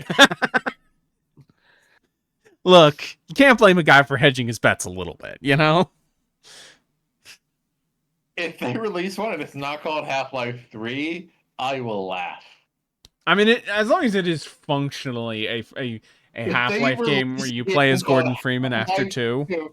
If they release a game called Half-Life 2 Episode 3, it'll maybe be the funniest thing that's ever happened. Yeah. Eli, why don't you read this one? Rockstar's legal fights with its own developers would cause Grand Theft Auto 6 to be delayed into 2027. So if you're not aware of what this is about, Rockstar fired one of its employees who was trying to activate, start a union in the United Kingdom under false pretenses that they were leaking the game. But no, we can't say what was leaking at all. There was already rumors that like this might, but probably won't. I think that's what Schreier said about this, get pushed into 2027. I think that that a bunch of their development staff will be pissed at them, and that will cause things to come to a grind. Also, did you see that thing that I posted in gaming news that they are betting the entire fucking company of Take-Two on this game? Mm-hmm. It'll probably work, but it would be really sad and funny if it didn't. If there was gonna be a Titanic of games, it doesn't get bigger than Grand Theft Auto 6. Do you know what's been on my mind lately? Yes, I do not. But what is from what I gather, box office bombs have gotten so significant that this is like a blip in the history books at this point. But I was like, I was looking up stuff about the history of film and saw like, oh, the 1963 Cleopatra that was the Yes. highest grossing movie of the year and apparently still lost money. Yeah. Yep. Warner It's What's Brothers been on is my mind lately? Warner Brothers has it's like consistently that been good. movie failing, like kind of heralded like the unraveling of what Hollywood, the yeah. studio system It is was. it is also crazy again that if you look at the history of Warner Brothers, they have gone through like 5 different mergers over the past 50 years. It's crazy. Anyway, continuing on. Brandon. 007 First Light's launch year missions will have entirely original Bond villains. Seems plausible. You know, there's no reason to do Blofeld or like the guy from is it no, not Quantum of Solace. What Casino Royale or any of the like, you know, or Goldfinger or any of the like reoccurring. They can probably just rely on just like standalone missions for Bond. They're not going to Now, do we consider Eminem original or not? Well, If he they- was in if they- Hitman, not I know. 007. I'm saying, what if they continue? Is he a character that has existed in a pre-existing James Bond movie? Or Okay, book? so that's just what I wanted to know. Yes. Okay. Yes. Eli. With Tekken 8 having an uncertain future post Harada leaving Bandai Namco, Soul Calibur 7 will be announced. The way I figure it's like I don't think it's gonna be particularly close, but like kind of don't know what Tekken 8's gonna be. We don't know what they could just like not make another fighting game, but I think they're gonna want to do that.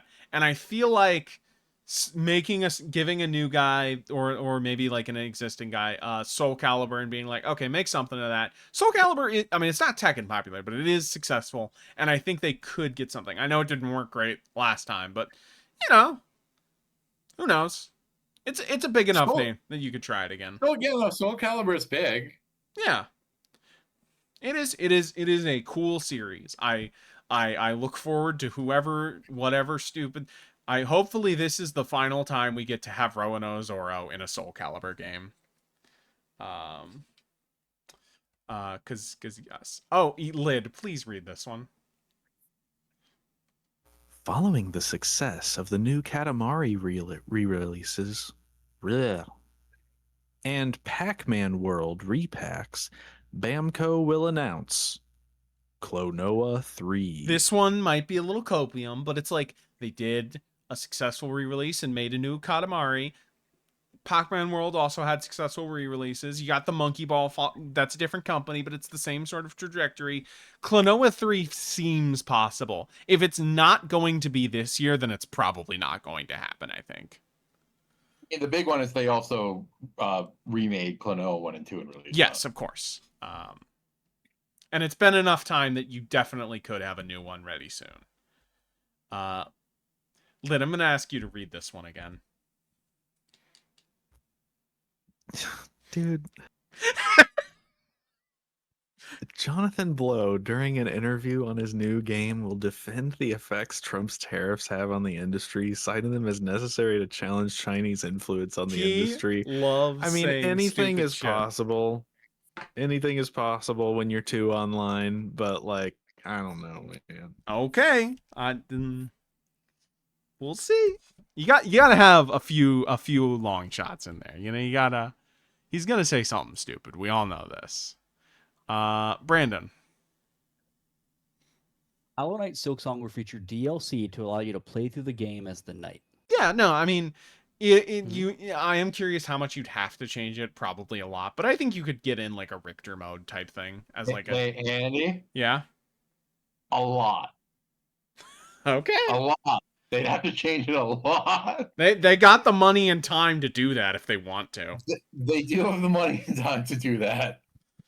But and like the whole game is you can actually have like movesets similar to like the original Hollow Knight stuff, but it's just like I don't know. I feel like they wouldn't do that. All right, since I fucked up, I'll just read this one. Arc 2 will return with a new trailer, and it'll have Vin Diesel in it, as they believe enough time has passed since the allegations against him publicly, like, not dropped as in they faded, but more in they were revealed. Like if you don't know, there was an allegations that he dragged a woman in the hotel room by the hair. That is very bad. So, you know.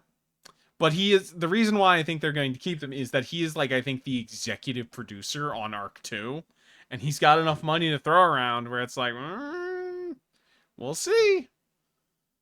Okay. What's next? Brandon, would you like to read this one? Limited run games will be sold to the current corporation pretending to be Atari. So part of this is, I don't know if you know this. I especially don't know if you, the limited run games went through a bit of a lawsuit recently. Apparently they just settled this week. But it is like they are attached to the shambling, like, zombified corpse of what was Embracer Group. I feel like you're going to cut them loose. And if anyone's going to want to buy limited runs games at this point, it is a company that is building it, that owns Night Dive, that is trying to get up as many, like, low value IPs as possible. Clips. Yep. And so going for that Atari model would make sense. Plus, limited run games are fucking bad at their jobs and hacks, and it would be very funny to see them given this treatment. Fuck limited run games. Anyway. Eli. Shovel Knight 64 will get a proper teaser trailer that shows off the game's art style and the first world, but not much beyond that. Yeah, so we know they're making this because they announced this at the same time they re-released Mina the Hollower. By the way, apparently if that game doesn't sell well, Yacht Club might go under. Now, granted, it's not a lot. I think they just said that it needs to hit like 100,000, which is like, that's doable. That's I would be shocked if they did not hit like 5 times that minimum. But it is a little concerning how that, like, apparently some of the Shovel Knight spin-offs haven't worked out as they have wanted It's to. doable, but like it was supposed to release Halloween 2025 and it was delayed for like apparently they have spent way too much Deck. time They and took money on everyone that off game. Shovel Knight 3D.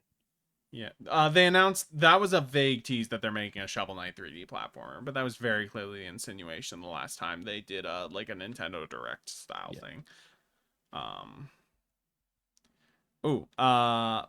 Lid, would you read this one?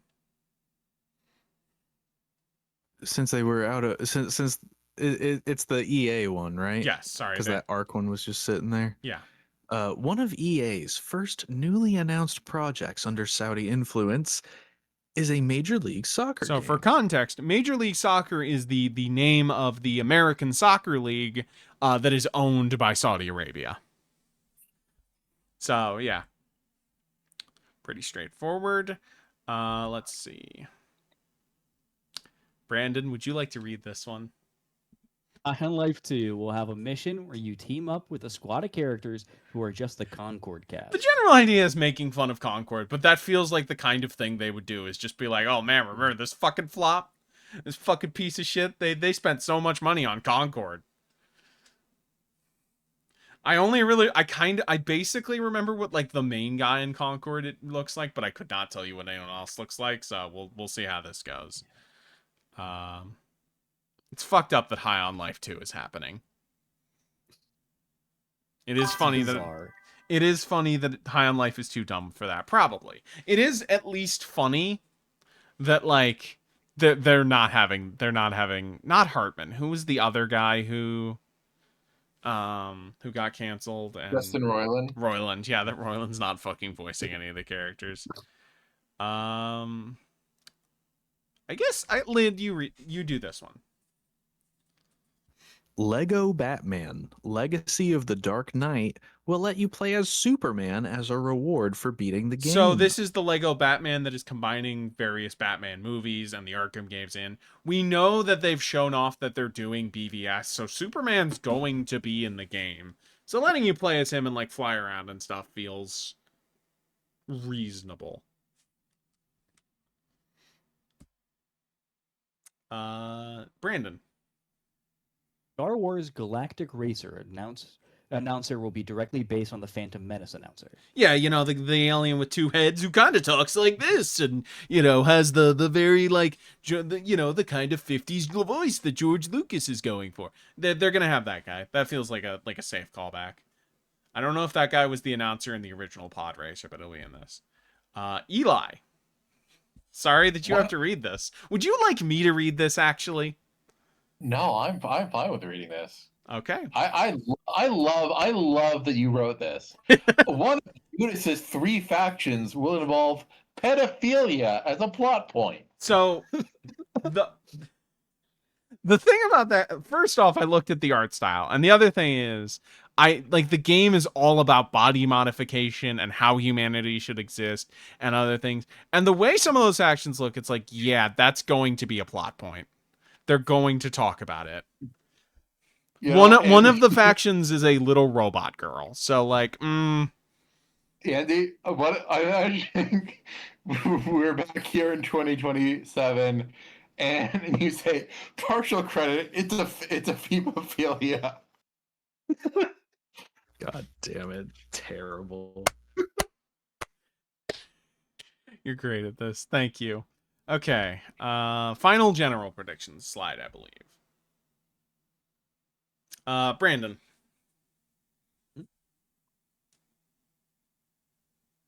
There will not be a collection for the Tomb Raider PS2 trilogy due to the remake of 1 that's coming out. Yeah, so if you remember, one of the 3 games in the PS2 Crystal Dynamics Tomb Raiders game is Tomb Raider Anniversary, which is a remake of the first game. I feel like, despite remaking, re-releasing 1 through 6, this is going, Amazon's going to be like, no, don't do that.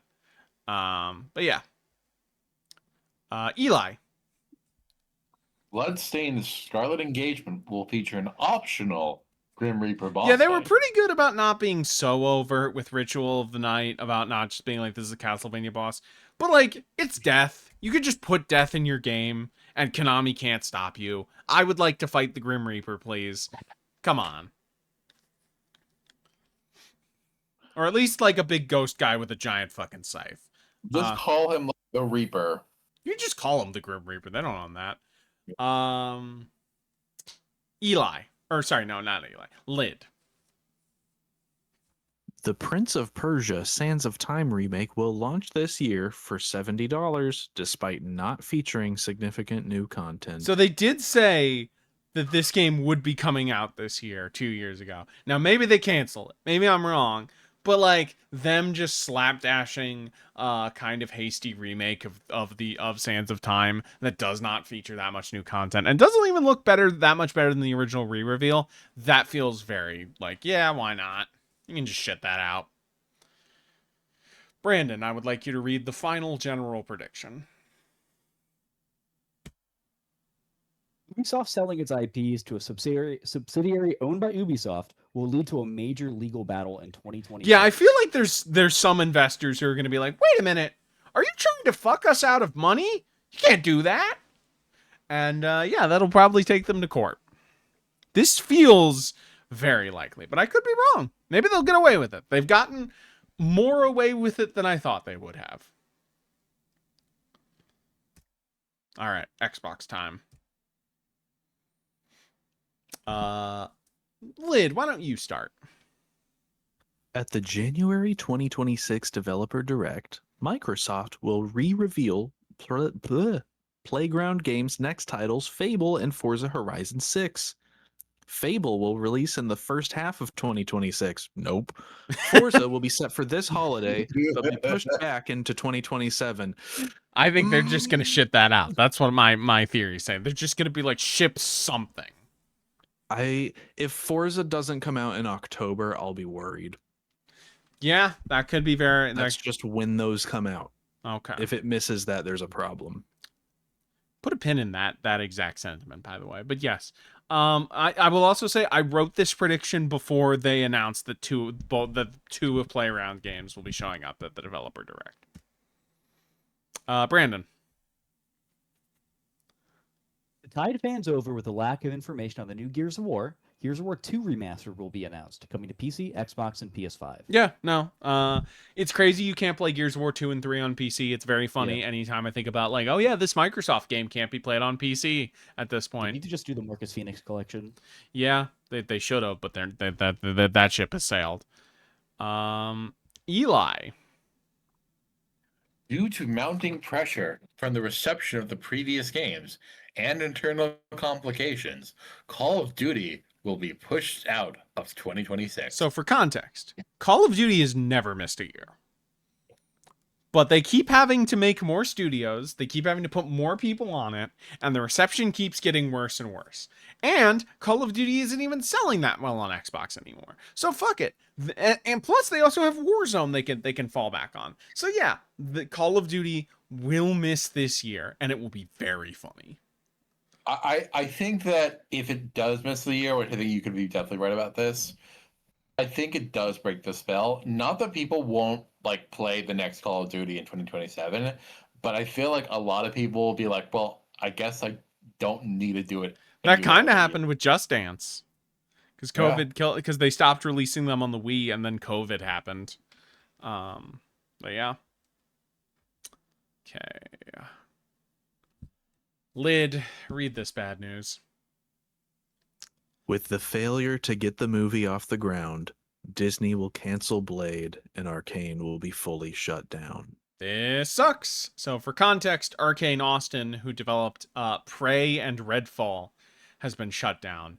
But Arcane Leon, who developed Dishonored 2 and Deathloop, is working on the Blade game. We haven't seen anything of it since the end of 2023. And Disney can't fucking make a Blade movie for some goddamn reason. So that makes me think that Disney's just gonna be like, we don't give a shit. We're not giving you money for this anymore. And Microsoft's gonna be like, all right, goodbye, Arcane. We don't need expenses anymore. Yeah. It is just like crazy to me that like for a company that will like release any superhero movie, they don't care about. I think it's just they want to appeal to fans, but they also don't want to make it R-rated. And it's like, I'm sorry, this is fucking Blade. And Kevin Feige's stupid, so that also helps. Yeah. Brandon. Microsoft's next collaboration with Night Dive will involve a re-release of Return to Castle Wolfenstein. Yeah, they haven't done any of the Wolfensteins. Those games aren't on modern platforms. Makes sense. Could be Quake 3. Could be the original. Could be Wolf 3D. That's not available on any modern platform, but yeah. Lid. Halo Campaign Evolved Terrible name. will include cutscenes showing off what the Arbiter was doing during Halo 1 without making him playable. I could be wrong. Maybe they'll do both. Maybe they won't address it. But we do know canonically the Arbiter was on the Halo in Halo 1 doing other things. He just failed to stop Chief, which triggered the events of his story in Halo 2. Am I remembering correctly that a thing with this is they're adding co-op to the campaign? Is that a thing? Well, Halo always had co-op campaigns, but yes. Halo 1 did? I believe Halo 1 did. I could be wrong. They could have been. I want to say no. Maybe. I don't know. But yeah, that is the thing they're doing. No multiplayer though. Fuck you if you want Blood Gulch. Is Arbiter voiced by Keith David? Yes. All right. What if they do and they recast him? I mean, they did that for Killer Instinct. That'd be fun. I mean, the thing about that, the reason why I kind of hesitate to predict that is that Keith David. It's not hard to get him. He will be in dog shit. If you give him a check, he will show up. And I can't imagine it's too high of a check. I agree, but think about who we're talking about with the people making this game. I know. I don't want to think about it, but you're right. Eli, why don't you read this one? Elder Scrolls 6 will get a CGI-only trailer that reveals the region of Tamriel the game will take place in, but still no date. For context, Tamriel is the continent that all of the Elder Scrolls games take place on. They still have, like, if you look at the big map, like 4 or 5 distinct regions they could still do. They're not close. They have not started working on this game till Starfield released, but they need to keep the breadcrumbs flowing. And this will do that, and this will make a lot of people think, oh man, I can't wait to play The Elder Scrolls 6.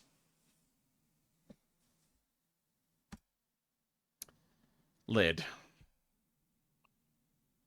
Microsoft will cease manufacturing Xbox Series consoles. They don't make money on them. They've had to raise the price multiple times already, and now fucking RAM is going through the roof. They're done.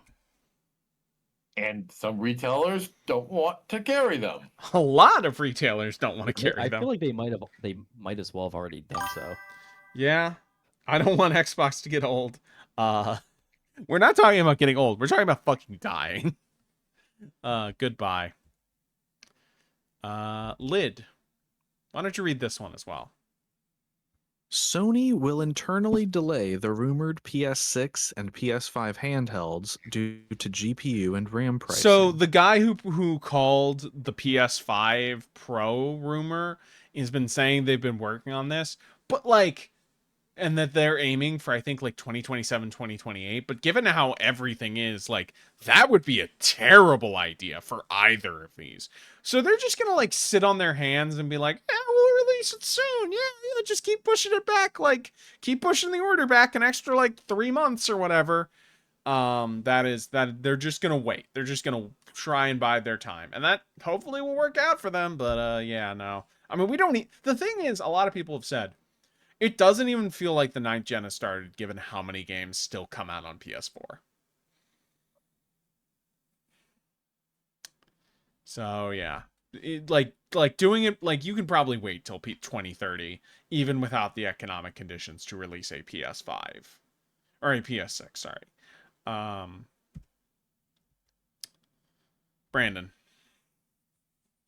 Due to Marathon's underperformance, Bungie will be shifted into a studio only capable of keeping Destiny 2 on life support. Yeah, I don't like it, but I don't see it, like, given how much it's a hit. controversy is, I don't see a way that Marathon lives. I See, don't. I was skeptical until like Arc Raiders took off super hard, and there's like an audience that wants extraction shooters on console now. Maybe they managed to pull off the miracle. I could be wrong. We'll see. Eli. Eros' sci-fi world will not be a dream or. So, minor spoilers for Returnal, but yes, that game is a dream, and people didn't like that twist. And I feel like you can't do that twist twice in a row. So they're going to change the context of things, of why you're doing the loops and stuff. This seems to be Returnal again, but with new, like, aesthetic and enemy types and things like that. And, you know, good on, no, Pixel Junk Shooter is the game they made. What is the name of the developer of this studio? Never mind. Housemark. Housemark, thank you. Yeah, they're not Pixel Junk. Brandon. Super Stardust.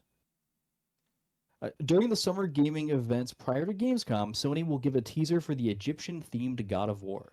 I mean, it'll be 4 years since Ragnarok. They're probably not going to have it out this year, but I think that, like, there's no way Santa Monica isn't under active development for God of War 6. Yeah, 6. And doing Egypt is kind of the obvious pantheon that I think there are, like, teases at anyway. Yeah. Final slide. Or maybe one more, but we're real close.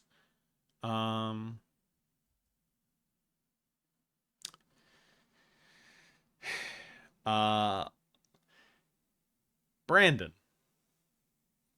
Ratchet & Clank Ranger Rumble will be canceled by the end of 2026 with no console game to go alongside it.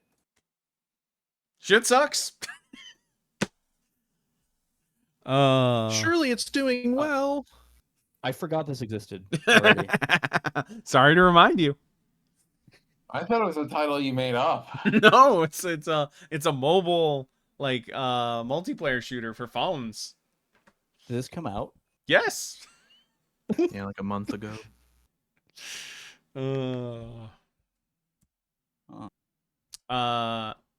Eli. Blue Point Studios' next remaster will be a re-release of Uncharted 1 as a way of building the studio back up after canceling the live service game. So Sony if you're not unaware, under Jim Ryan, a bunch of Sony Ratchet and Clank is a fraud platformer. Well, I'm gonna hold your thoughts. I haven't played any yet technically, but I feel like you're wrong.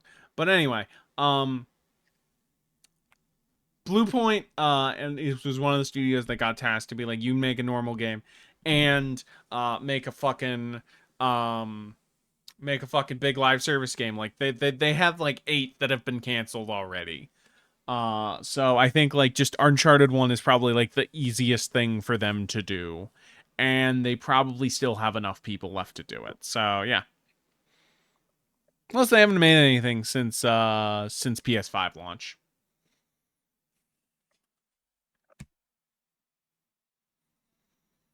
Lid. A Naughty Dog employee will be fired in some way for having pro-Palestine opinions. Yeah. Jeff Gerstmann, or not Jeff Gerstmann, that is the wrong name. What's the likelihood this Neil hasn't already Druckmann. happened and just wasn't a headline? Yeah, that's the thing, is that we're going to know about it this time, but yeah. Oh man. Fuck Druckmann. Druckfuckman. Yeah. Brandon. Fair game $ will be kept quiet for another year due to Marathon's underperformance. Yeah, so this is like a live service game that was announced alongside Marathon. It's like kind of like a Payday. That you have AI masks for the characters that have like procedurally generated stuff. This game feels like it has no future. Sony has not shown it in like 2 years. And if I'm right and Marathon doesn't do well, they're not going to want to show this. So who fucking knows? Because, like, again, all Sony multiplayer games from now on do kind of live in Concord's shadow. We'll see. And it is time for the final prediction of 2025 or 2026. My apologies. Are you ready? I'll just read it because it's mine.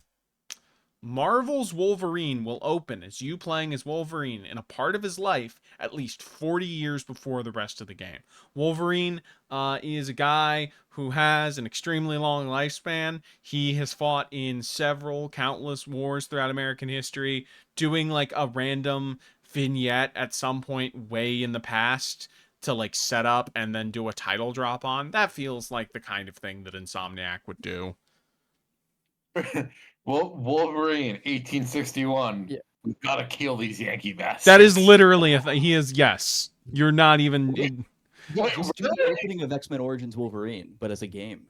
Yes, Wait, yes. Through, like, all the wars he fought in. Confederate Army? Are you kidding me? Well, actually, he might not have because he's Canadian, but I think he is that old. I'm sure. No, I know he's that old, but I was making a joke that like he was like. Oh, I thought you were doing the Union. No, Wolverine would not do that. Okay, I was making a.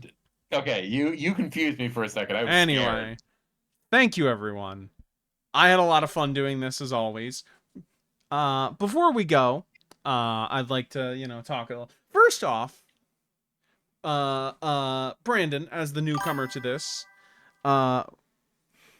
Wolverine would do fucked up shiz of the Quebecois. Yes, hopefully. Brandon, what did you think of this whole presentation?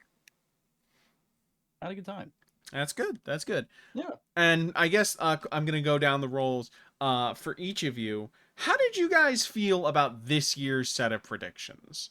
All right, Andy, I am really tired. I just Okay. I gotta. If you want to head off, but, that's fine.